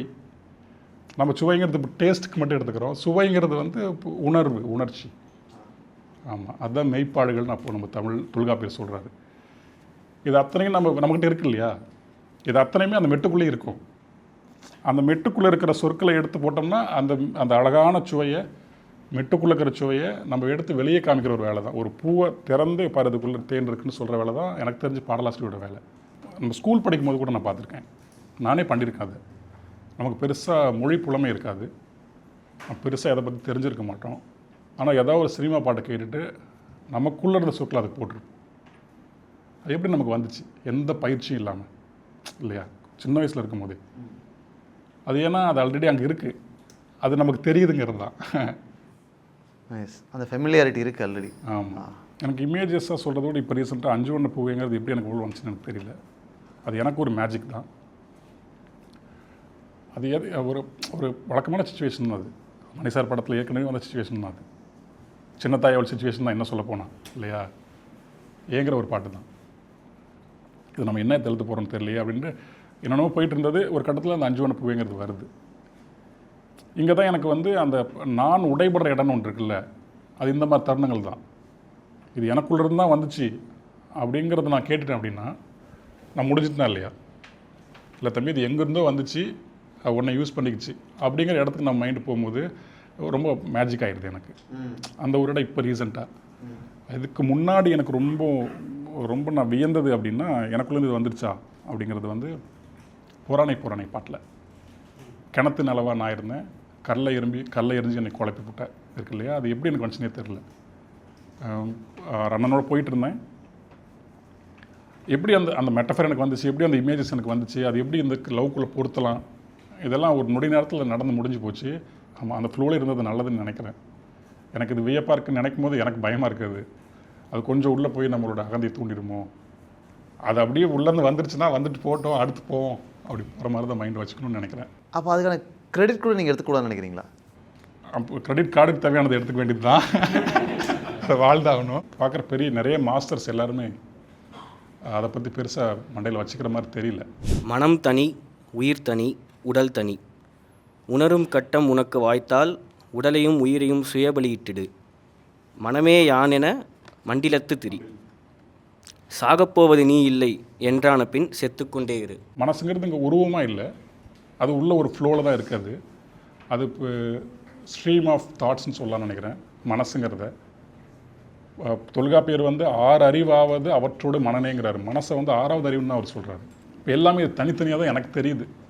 அது இதுக்கு ப்ரூஃப் இருக்கான்னு கேட்டால் எனக்கு சொல்ல தெரியாது, எனக்கு அப்படி உணர முடியுது. இது 3 வேறு அப்படிங்கிறத நம்ம புரிஞ்சுக்கும் போது நமக்குள்ளேருந்து ஒரு சின்ன ரிலீஃப் கிடைக்கிற மாதிரி எனக்கு தோணுது. இதை வந்து வேறு மாதிரியான ஒரு இன்னும் செறிவான மொழியில் பட்டினத்தார் சொல்லியிருக்காரு. செத்தாரை போலே திரின்றார் அவர். செத்தாரை போலே திரி. ஆமாம், எப்போ செத்து போனதுக்கப்புறம் திரி முடின்னு ஒன்று இருக்கு இல்லையா, அவர் சொல்கிற செத்தாரை போலே திரிங்கிறது நீ கிரியேட் பண்ண நான் செத்து போனதுக்கப்புறம் நீயா இருப்ப அப்போ திரிங்கிறது தான். அவ்வளோ அதோட இன்ஸ்பிரேஷனாக கூட அந்த கவிதை இருக்கலாம். செத்தாரை போலே திரி, அது பெரிய பாட்டு, அது அதில் இது ஒன்று வரும். அகந்தைக்கு வெளியே அழகாக பொழிகிறதே மலர், அழுக்காருக்கு வெளியே அடர்ந்து பெய்கிறதே மழை, தன்னலத்திற்கு வெளியே தாலாட்டு பாடுகிறாள் தாய், கவிதைக்கு வெளியே ஆழமைதியில் எழுகிறான் தன்னை துறந்தவன். இதில் நம்ம வந்து இந்த தன்னை துரத்தல் பற்றி நம்ம நிறையா பேசிட்டோம், அகந்தைக்கு வெளியே இருக்கிறத பற்றி நம்ம நிறையா பேசிட்டோம். இதெல்லாம் தாண்டி இதெல்லாம் கொஞ்சம் ஃபிலாசபிக்கலாக இருந்தாலும் டீப்பாக இருந்தாலும் என்னை டக்குன்னு டச் பண்ண ஹிட் பண்ண லைன் வந்து தாலாட்டு லைன் தான். தன்னலத்திற்கு வெளியே தாலாட்டு பாடுகிறாள் தாய். இது எவ்வளோ சிம்பிளாக இருக்குது, ஆனால் சம்ஹவ் இந்த தாலாட்டுன்னு ஒரு வார்த்தை வந்தாலே நம்ம மனசு வந்து ஆட்டோமேட்டிக்காக கொஞ்சம் இலகுவாயிடுது. அது பாடல்களில் ஆரிரோ வந்தாலும் எனக்கு அது ஆகிடும். எனக்கும் அப்படி தான். நான் என்னோடய பாட்டில் நிறைய பாட்டில் போட்டிருப்பேன், ஆறாரோ போட்டிருப்பேன், தாலையிலோங்கிறது போட்டிருப்பேன். நிறைய அது சார்ந்த நிறைய சொற்கள் இருக்குது, ஏன்னா அது நிறைய கொடுக்கணும். ஏன்னா தாலாட்டுங்கிறது தான் ஒட்டுமொத்த மனித இனத்தினுடைய மொழியினுடைய தொடக்கம்னு நான் நினைக்கிறேன். ஆமாம், எந்த உயிரினமாக இருந்தாலும் இப்போ ஒரு சிங்கமோ தன்னோட குழந்தைக்கு ஒரு தாலாட்டு பாடியிருக்கும், அது எந்த மொழியில் பாடிச்சு நமக்கு தெரியாது. குறைஞ்சபட்சம் தன்னோட நாவால் தன்னுடைய பிள்ளையை நக்கியாவது அது ஒரு தாலாட்டு பாடியிருக்கும்ல. தாலாட்டுங்கிறது ஒரு ஒரு அன்பினுடைய வெளிப்பாடு மட்டும் இல்லை, ஒரு மொழியினுடைய ஒரு ஒரு உயிர்ப்பினுடைய ஒரு குறியீடாக தான் இருக்குது. அது நம்ம மொழியில் அதற்கான நிறைய சொற்கள் இருக்குது. அப்புஜி, ஜிபிஜி, எந்த பொருள் இல்லாத, மொழி சொல்லக்கூடிய பொருள் இல்லாத, ஆனால் அன்பிற்கு அங்கே ஒரு பொருள் உண்டு இல்லையா, அது தாலாட்டில் உண்டு. ஆமாம், தாலாட்டு யாரெல்லாம் பாடுறாங்களோ அவங்க எல்லாமே தாயாக மாற நிலையும் உண்டு. அது பெண்ணாக தான் இருக்கணும்னு கிடையாது, தகப்பனாகவும் இருக்கலாம். ஒரு சின்ன குழந்தை தன்னுடைய அம்மாவுக்கு ஒரு தாலாட்டு பாடி அது தாயாக மாறிட முடியும். அது எல்லாத்துக்குமே ஒரு ஸ்தானத்தை கொடுக்குது தாலாட்டுங்கிறது. அது எனக்கெல்லாம் ஒரு பெரிய மயக்கத்தை கொடுக்கறது. கண்ணதாசனுடைய பாடல்கள் கேட்கும் போதெல்லாம் நாம் அந்த தாலாட்டு உணர்வை தான் பெறுகிறோம் இல்லையா. அவர் சோகப்பாட்டே எழுதியிருந்தாலும் 6 மனமே 6ன்னு கண்ணதாசன் பாட்டு எழுதியிருப்பார். அந்த பாட்டை நீங்கள் முழுசாக கேட்டு பார்த்தீங்கன்னா உங்களுக்கு தூக்கம் வந்துடும். அது ஒரு தத்துவ பாட்டான இல்லையா. இதெல்லாமே தாலாட்டு தன்மை உள்ளது. எனக்கு தெரிஞ்சு பாடல் ஒவ்வொரு பாட்டுமே அந்த தாலாட்டு தன்மையோடு இருந்துருச்சுன்னா இந்த பூமி வந்து நல்லா செழிப்பாக இருக்கும்னு நினைக்கிறேன். ஜர்னி சாங்கில் நிறைய காம்ப்ளெக்ஸான விஷயங்கள் அதில் பேசுகிறோம், ரொம்ப டீப் ஃபிலாசபிக்கல் லேயர்ஸ்குள்ளலாம் அதில் போகிறோம். ஆனால் கடைசியாக ஆரோ ஆரி அங்கே எல்லாமே முடிஞ்சிருது இல்லை. பாடல்களுக்குள்ள எனக்கு எங்கெல்லாம் இந்த மாதிரி தாலாட்டு ஒலிகள் வருதோ எனக்கு ஒரு எக்ஸ்ட்ரா சந்தோஷம் வந்து. இன்னும் அந்த பாட்டு நீங்கள் சொல்கிறதுனால சொல்கிறேன், எனக்கு அந்த வரி எழுதும் போது தான் இந்த பாடல் நம்ம எழுதிட்டோன்னு எனக்கு உணர்ந்தேன். மற்ற அதுக்கு முன்னாடி என்னென்னமோ கட்டமைச்சிருக்கோம், அது இந்த மூளையினோட வேலை. அது ஏதாவது ஒன்று பண்ணிடணுமே, இந்த மொழி நம்ம கொடுத்த நம்மளோட இந்த அது மேலே இருக்கிற காதல் கொடுத்தது, அந்த ஒரு இடம் தான் என்னை அறியாமல் வெளிப்பட்டது. அதை எழுதி முடிச்சுட்டு தான் ஃப்ரேமாக நான் ஃபோனும் பண்ணேன், ஆனால் பாட்டு வேறு மாதிரி வந்திருக்குண்ணா அப்படின்னு. ஏன்னா அது நமக்கு சொல்லுது, இந்த ஒட்டுமொத்த கார்த்திக் நேத்தாவோட தேடலுமே அந்த 6 தான் இருக்குது. நீங்கள் முன்னாடி கேட்ட மாதிரி அந்த குழந்தை பருவத்தை நோக்கி போகிறது மாதிரி நம்ம இப்படி திரும்பி போகிறது தான் மனிதனுடைய அடுத்த இதாக இருக்குன்னு நினைக்கிறேன். தாலாட்டை நோக்கி போகிறது ஒரு முழுமை. அது தாலாட்டுங்கிறது சொற்களால் பின்னப்பட்ட இந்த ஒட்டுமொத்த மாண்டத்துக்குமான ஒரு தொட்டில். அது அந்த அந்த தாலாட்டுங்கிறதுக்கு ஒன்றுக்குள்ளே அந்த ஒட்டுமொத்த மானிடமே உள்ளே போயிட முடியும். அது அவ்வளோ விரிந்த சின்ன சொல்லுது. காற்றோடு வல்லூறு தான் போகுதே, பாதை இல்லாமலே அழகாய், நிகழே அதுவாய். நிகழே அதுவாய், நிகழே அதுவாய். அதை பற்றி நம்ம நிறைய பேசிட்டோம். அந்த லைன் ஏன் நான் மறுபடியும் பேசணும்னு நினச்சேன்னா, that is the very first moment I thought I should talk to Karthik Netha. எப்படியோ நம்பர் தேடி கண்டுபிடிச்சி ஃபோனில் பேசணும். ஆமாம், நிகழே அதுவாய் ரொம்ப ரொம்ப பிடிச்சிருக்குங்க, அவ்வளோதான் நான் சொன்னேன். சொல்லிவிட்டு நான் ஃபோனை வச்சுட்டேன். பட் அதை ஒரு சினிமா பாட்டுக்குள்ளே வச்சது வந்து ரொம்ப சந்தோஷமாக இருந்துச்சு. அந்த பாடல் அப்படி தான் கேட்டுச்சு. இப்போது இந்த மாதிரியான வேர்ட்ஸை யூஸ் பண்ணுறது இருக்கு இல்லையா, பாடல்களில் மெயின் ஸ்ட்ரீம் பாடல்களில் யூஸ் பண்ணுறது, என்னைக்காவது உங்களுக்கு டிரெக்டர்ஸ்டேருந்தோ கம்போசர்ஸ்டேருந்தோ கொஞ்சம் காம்ப்ளிகேட்டடாக இருக்குது, இன்னும் எளிமையாக? ஒவ்வொரு பாட்டுக்குமே அது உண்டு. எல்லா பாட்டுக்குமே உண்டு. எல்லா பாட்டுக்கும் ஒவ்வொரு பாட்டுக்கும் போட்டு எதையாவது ஒன்று பேசி கீசி. அதனால நான் பெரும்பாலும் அந்த உரையாடி ஒரு பாட்டு பண்ணுறதுனால அவங்களுக்கு கொஞ்சம் பெரும்பாலும் புரிய வச்சிடறது தான். ஒரு 2 பாட்டு 3 பாட்டு மக்கள்கிட்ட போய் சேர்ந்ததுக்கப்புறம் அவங்களுக்கு அந்த இது கொஞ்சம் குறைஞ்சிருது. அப்போயுமே முதல் 2 சொற்கள் வந்து நீங்கள் வேணாம், கஷ்டமாக வேணான்னு சொல்லிடுவாங்க. அப்போ சரி, நமக்கு அதனால் என்னென்னா இல்லை, நமக்கு எல்லாமே நம்ம தமிழ் மொழி தான், நம்ம மொழி தான், அது நம்மக்கிட்ட தான் வரப்போகுது, அது அதனால் எப்படி வந்தாலும் ஓகே அப்படின்ட்டு. இப்போது ஒரு ஓவரால் கிராஃபாக பார்க்கும்போது முன்ன இருந்த என்னோடய மொழிக்கும் இப்போ இருக்கிற திரைமொழிக்கும் கொஞ்சம் இன்னும் நான் எளிமைக்குள்ளே வந்திருக்கேன்னு எனக்கு தோணுது. முன்னாடி இன்னும் செறிவான மொழி தான் கொடுக்கணுங்கிற ஒரு எண்ணம் எனக்கு இருந்துச்சு. எனக்கு என்னென்னா, அந்த இடையில நம்ம பக்தி காலகட்டத்தில் ஒரு மொழி இருந்தது, சங்க காலகட்டத்து மொழியும் இல்லாமல் இன்றைக்கு இருக்கக்கூடிய சிதைந்த மொழியும் இல்லாமல் ஒரு ட்ராங்குவல் ஸ்டேட்டில் அந்த பக்தி இலக்கிய மொழி இருந்தது. பக்தி இலக்கிய மொழியை வச்சுக்கிட்டு சங்க காலத்தில் இருந்தக்கூடிய அந்த செறிவான படிமங்கள் குறியீடுகள்லாம் தரணுன்னு தான் என்னோடய விருப்பமாக இருக்குது. அது கவிதைகளில் முடிஞ்ச வரைக்கும் நான் அந்த எளிமை நோக்கி போகிறேன். ஆனால் பாடல் ஓரளவுக்கு இப்போ வர மாதிரி எனக்கு தோணுது. இப்போ சமீபமாக எழுதுகிற நிறைய பாடல்கள் ஓரளவுக்கு அந்த எளிமை கூடி சொற்களில் வந்திருக்குன்னு நினைக்கிறேன். அதுதான் வேணும்னு நினைக்கிறேன். நான் கேட்க போகிறது நம்ம மக்கள் தான். அவங்களுக்கு அந்தளவுக்கு செறிவான மொழிக்குள்ளே அவங்க போய் அதை புரிஞ்சுக்கிறதுக்கு கண்ணதாசன், புலமைப்பித்தன் ஐயா, நாமுத்துக்குமார், வைரம் சார், இவங்கெல்லாம் ஒரு எளிமை கொண்டு வந்து கொடுத்தாங்கல்ல, பாடலுக்குள்ளே அந்த எளிமை இருக்கணும்னு நினைக்கிறேன். ஆமாம், நைஸ். இப்போது லைஃப் ஆஃப் ராம் இங்கே இருக்கிற எல்லாருக்குமே ஒவ்வொரு மெமரியை கொடுத்துருக்கோம், நிறைய ஹோப் கொடுத்துருக்கு, ரொம்ப லைஃப் சேஞ்சிங்கான ஒரு எக்ஸ்பீரியன்ஸாகவும் நிறைய பேருக்கு இருந்திருக்கு. எங்களுக்கு நிறைய கொடுத்துருக்கு அந்த பாட்டு. கார்த்திக் நேதாக்கு என்ன கொடுத்துச்சு? அன்றைக்கி உட்காந்து உங்கள்கிட்ட பேசிட்டு இருக்கிறது கொடுத்ததே அதுதான். அதுக்கு முன்னாடி வரைக்கும் அங்கே ஒன்று இங்கே ஒன்றா எழுதிட்டு இருந்த ஆள் தான் நான். பெருசாக என்னோடய ஒட்டுமொத்த போக்கையுமே நான் மாறிக்கிட்டு இருக்கேன். அப்போது அகரகதையாக இந்த வாழ்க்கையை, என்னையை சுற்றி இருக்கக்கூடிய உறவுகளை ஒன்றையும் நான் பார்க்குற பார்வை கொஞ்சம் கொஞ்சமாக எனக்குள்ளே இந்த வாழ்க்கையை சொல்லி மாறிக்கிட்டே இருக்குது. அந்த மாறிக்கிட்டு இருக்கிற நேரத்தில் இந்த பாட்டு நான் எழுதுகிறேன். இந்த பாடலுக்கு மக்கள் கொடுத்த அந்த இடமும் என்னை அடுத்தடுத்து கொண்டு போகிற இந்த இது இருக்கு இல்லையா, இதெல்லாம் என்ன பண்ணிடுச்சுன்னா, உன்னுடைய பார்வை மாறியது சரி, நீ இதில் ஸ்ட்ராங்காக போ அப்படிங்கிறது இந்த பாட்டுக்கு மக்கள் கொடுத்த அங்கீகாரம் தான் எனக்குள்ள தெம்பையை கொடுத்துச்சு. இல்லை இது இன்னொரு XRY பாட்டாக இருந்திருந்தா நான் மீண்டும் என்னோடய பழைய வாழ்க்கைக்குள்ளே தான் போயிருப்பேன். அதே குழப்பத்தில், அதே தெரிந்த பதிலை தெரிஞ்சுக்கிட்டே கேள்வி கேட்டு ஓடிக்கிட்டு இருந்த ஒரு மனிதனாக தான் இருந்திருப்பேன். இந்த பாடல் வந்து தான் என்னுடைய அந்த மாறிய பார்வைக்கு ஒரு ஸ்திரமான ஒரு இடத்த போட்டு கொடுத்த ஒரு பாட்டு இந்த பாட்டு. ஸோ உங்களுக்கும் நம்பிக்கை கொடுத்துருக்கு? ஆமாம், நம்பிக்கை மட்டும் இல்லை, பேர் அன்பு கொடுத்துருக்குன்னு சொல்லலாம். அப்போ எனக்குள்ள அன்பு இல்லை. நான் பொதுவாக நான் ஒரு பெசிமிஸ்டிக்காக இருந்தவன். நான் ஒரு பெசிமிஸ்ட்டு தான். ஆமாம், ஒரு அவநம்பிக்கைவாதி. எதன் மேலுமே நம்பிக்கை இல்லை. என் மேலே, அடுத்தவங்க மேலே, இந்த உலகத்து மேலே எது மேலேயும் கிடையாது. ஒரு பெசிமிஸ்ட்டை ஒரு ஆப்டமிஸ்ட்டாக மாற்றினது இந்த பாட்டு அப்படின்னு சொல்லிக்கலாம். எங்களையும் அதுதான் மாற்றிருக்கு, உங்களையும் அதுதான் மாற்றிருக்கு. பாருங்களேன், ஒரு குழந்தை பிறந்து தானே ஒரு மனிதனை அப்பாவாக்குது, அந்த மாதிரி தான். கவிஞருக்கு நன்றி, இந்த கவிதைக்கும் சேர்த்தே நன்றி. அதே மரம் அதே கிளை, அதே கிளையில் அதே இடத்தில் குயில் வந்து அமரும் ஒரு நாள், குரங்கு வந்து அமரும் ஒரு நாள், காகம் வந்து அமரும் ஒரு நாள், கழுகிருந்து போகும் ஒரு நாள், எண்ணங்கள் எத்தனையோ வந்து வந்து போனாலும் கனிந்த மனம் சிலம்பாது சொல்லெடுத்து புலம்பாது. நன்றி. காற்றடித்தால் சாய்வதில்லை, கனிந்த மனம் வீழ்வதில்லையோட இன்ஸ்பிரேஷன் நான் சிம்பிளாக சொல்லணும்னா அந்த அந்த சினிமா பாட்டிலேருந்து அந்த போய்ட்டு எனக்கு இன்ஸ்பிரேஷன். ஆஹா, எனக்கு நிறைய சினிமா பாட்டு அப்படி ஆயிருக்கு. அது கண்ணதாசனுடைய பாடல்கள், அந்த ஓர் ஆயிரம் பார்வையிலே உன் பார்வை நானெல்லாம் ஒரு பாட்டுக்குள்ளே அப்படி எழுத முடியுமான்னு எனக்கு தெரியல யாரும். கண்ணதாசன் ரொம்ப அழகாக அவர் உணர்ந்து சொல்லிட்டாரு, நான் அதை வாங்கி அப்படி இப்படி போட்டேன். அதுதான் இதோடது. அந்த மேலே மற்ற செங்கல்கள்லாம் நான் அடுக்கிக்கிட்டேன். ஆனால் விதை அவர் போட்டது, கண்ணதாசன் போட்டது. எனக்கு அது ரொம்ப பிடிச்சிருந்துச்சு, ரொம்ப பிடிச்சிருந்துச்சு. கடைசியாக வந்து அந்த மாதிரியான ஒரு மனசு சொல்லெடுத்து புலம்பாது அப்படின்னு எழுதிட்டோம்ல. ஆனால் இப்போ நிறைய பேர் என்ன சொல்கிறாங்கன்னா, ஐ எம் வித் திஸ் ஐடியான்னு வச்சுப்போமே. ஆனால் நிறைய பேர் என்ன சொல்லுவாங்கன்னா, புலம்புறது ரொம்ப முக்கியம்னு நினைக்கிறாங்கல்ல, அது என்ன பண்ணுறது? அது புலம்பு என்ன பண்ணிட்டோம், என்ன கண்டுட்டோம். நம்ம புலம்பாமல் இருந்து பார்த்து ஒன்று கிடைக்கல அப்படின்னா நம்ம புலம்பலாம் இல்லையா?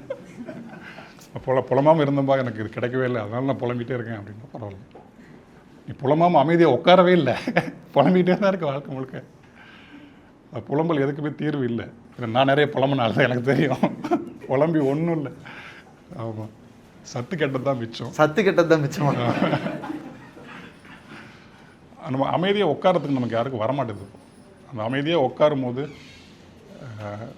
நமக்கு எல்லாம் புரிபடும்னு நினைக்கிறேன். எப்படி பாடல் வரிகள் வந்து தப்பாக பாடினா கோவம் வருமோ, எனக்கு அதே மாதிரி உச்சரிப்பு, இந்த லா வேற்றுமை அதெல்லாம் இருக்குல்ல, அது வந்து சொல்லோட அழகு மட்டும் இல்லை, பொருளே மாறிடுது. ஸோ ஒரு லிரிசிஸ்டாக ஒரே ஒரு சொல்லலையே ஒரு பாடலோட மொத்த இமோஷனும் கடத்த முடியும். ஸோ அவ்வளோ ஆசைப்பட்டு தன்னோட ஹார்ட் அண்ட் சோலை போட்டு எழுதுகிற ஒரு லிரிசிஸ்ட்க்கு வந்து தப்பாக உச்சரிக்கும் போது உங்களுக்கு கோவம் வருமா? அது நியாயமான கோவம். முன்னாடியில் எனக்கு கோவம் இருந்தது மேம், இப்போ எனக்கு அந்த கோவம் எனக்கு வரதில்லை. ஏன்னு கேளுங்களேன், நம்ம சமூகத்துக்குள்ளே எனக்கு தமிழோட இடம்னு ஒன்று இருக்குல்ல மேம், தமிழ் மொழிக்கான இடம் இருக்குல்ல, அது தமிழ் சமூக அமைப்பு வெளியே இருக்குது மேம். அது நம்ம வீடுகளுக்குள்ளே நான் தமிழ் வந்து சேரலை, நம்ம தொலைச்சிட்டோம் தமிழை. இதை விட்டு மெனக்கெட்டு ஒரு சில பேர் பாடல் பாடுறதுக்காக தங்களால் முடிந்த அளவு தமிழர்கள் தான் தமிழை கற்றுக்குறோம். வீடுகளுக்குள்ளே இப்போ தமிழ் இல்லை மேம். நம்ம தெருக்களுக்குள்ளே தமிழ் இல்லை, ஒரு காலத்தில் இருந்துச்சு. அப்போ அந்த காலத்தில் இருந்தவங்க தமிழை தப்பாக பாடியிருந்தாங்கன்னா நான் கோவப்பட்டிருப்பேன். இன்றைக்கி தமிழ் பிழைப்புக்கான மொழியாக இல்லை, அது ஒரு கல்வெட்டுக்கான மொழியாக மாறி போனதுனால அது நோக்கி நம்ம யாருமே போக மாட்டோம். அன்றாடம் நம்மளுடைய உணர்வுகளை பகிர்ந்துக்கிறதுக்கான மொழியாக தமிழ் நம்ம மாற்றாமல் விட்டுட்டோம். அது எந்த தலைமுறையோ. இன்றைக்கி நம்ம குழந்தைங்கள் நம்ம தப்பு சொல்லக்கூடாதுன்னு நான் நினைக்கிறேன். இந்த தவறு நம் தலைமுறையில் நடக்கலாம் மேம். அங்கேருந்து அப்படியே தமிழ் மெல்ல மெல்ல அழிஞ்சு, பாரதியார் சொன்ன மாதிரி தமிழ் மெல்ல செத்துக்கிட்டு இருக்குது. இப்படி ஒரு காலகட்டத்திலையுமே சில பேர் தமிழ் மொழியை படித்து அதில் பாடும்போது சில தவறுகள் வரட்டுமே, தெரிஞ்சவங்க நம்ம சொல்லி கொடுத்துட்டு போவோமே. நான் அதை அப்படி தான் பார்க்குறேன். எங்கேயாவது ஒரு இடத்துல இந்த தேனினும் நீங்கள் தமிழ் எங்கேயாவது தப்பாவது கேட்கட்டுமே, ஒரு குழந்தை பேசுகிற மாதிரி. எல்லாருமே அவங்களுடைய உணர்வுகள்லாம் ஷேர் பண்ணிக்கிட்டாங்க. ஸோ இந்த நிகழ்வு, இந்த சந்திப்பு உங்களுக்கு எப்படி இருந்துச்சு? எனக்கு பெரும் ஊக்கத்தோடு தான் இருக்குது. முக்கியமாக மாதேவனுக்கு ரொம்ப நன்றி. நான் எப்பயுமே மாதேவன் எனக்கு முதல் ஒரு இன்டர்வியூ பண்ணாப்புல, அப்போ ஒரு கேள்வி கேட்டாப்புல, ஏன் இவ்வளோ வெளிப்படையாக இருக்கீங்க, ஏன் இவ்வளோ உண்மையாக இருந்து என்ன பண்ண போகிறீங்க அப்படின்னு கேட்டாப்புல. இப்படி ஒரு கேள்வி முதல்ல நான் இவர்கிட்ட தான் கேட்டேன். ஒரு நண்பன் கேள்வி கேட்குற மாதிரி இருந்தது. இதனால் வரைக்கும் அந்த நட்பு எங்களுக்குள்ளே தோன்றுறது. மாதேவன் வந்து பாடலும் எழுதுகிறாப்புல, சிறப்பாக எழுதுகிறாப்புல இல்லையா, அது ஒரு பக்கம். இன்னொரு பக்கம் நடிப்பு துறையிலையும் இது எல்லாத்தையும் மீறி தமிழ் சினிமாக்குள்ளே கலைக்குள்ளே இயங்கிட்டு இருக்கவங்களை கூப்பிட்டு உட்கார வச்சு வெறும் அந்த ஆர்ட் மட்டும் பத்தாது, அவங்களோட விஷன்ஸ் நமக்கு தேவைப்படுது, அவங்களோட இன்சைட்ஸ்லாம் நம்ம தெரிஞ்சுக்கணுன்னு அந்த ஒரு முனைப்பு இருக்குல்ல, அதுக்காக ரொம்ப நன்றி நண்பனுக்கு. இதெல்லாம் கேட்குற உங்களுக்குமே, உங்களோட ஒவ்வொரு கேள்வியுமே எனக்கு இப்போ வீட்டுக்குள்ளே போய் வந்து இன்னும் நான் சரியான பாடல்களை செய்யணும், ஆர்டிஸ்ட் ஃபார் பீப்புள் சேக்குங்கிறதுல நான் இன்னும் ஸ்ட்ராங் ஆகணும் அப்படின்னு எனக்கு தோணுது. இத்தனை பேருக்குமே என்னுடைய மனமார்ந்த நண்பனாக நன்றி. தேங்க்யூ கைஸ், ரொம்ப ரொம்ப நன்றி. ஹாஸ்டல் டீம் தொடர்ந்து சப்போர்ட் பண்ணிட்டு இருக்காங்க. உள்ளிருந்து பேசும் ஒத்த குரல் போதும். That is the theme, that is the idea.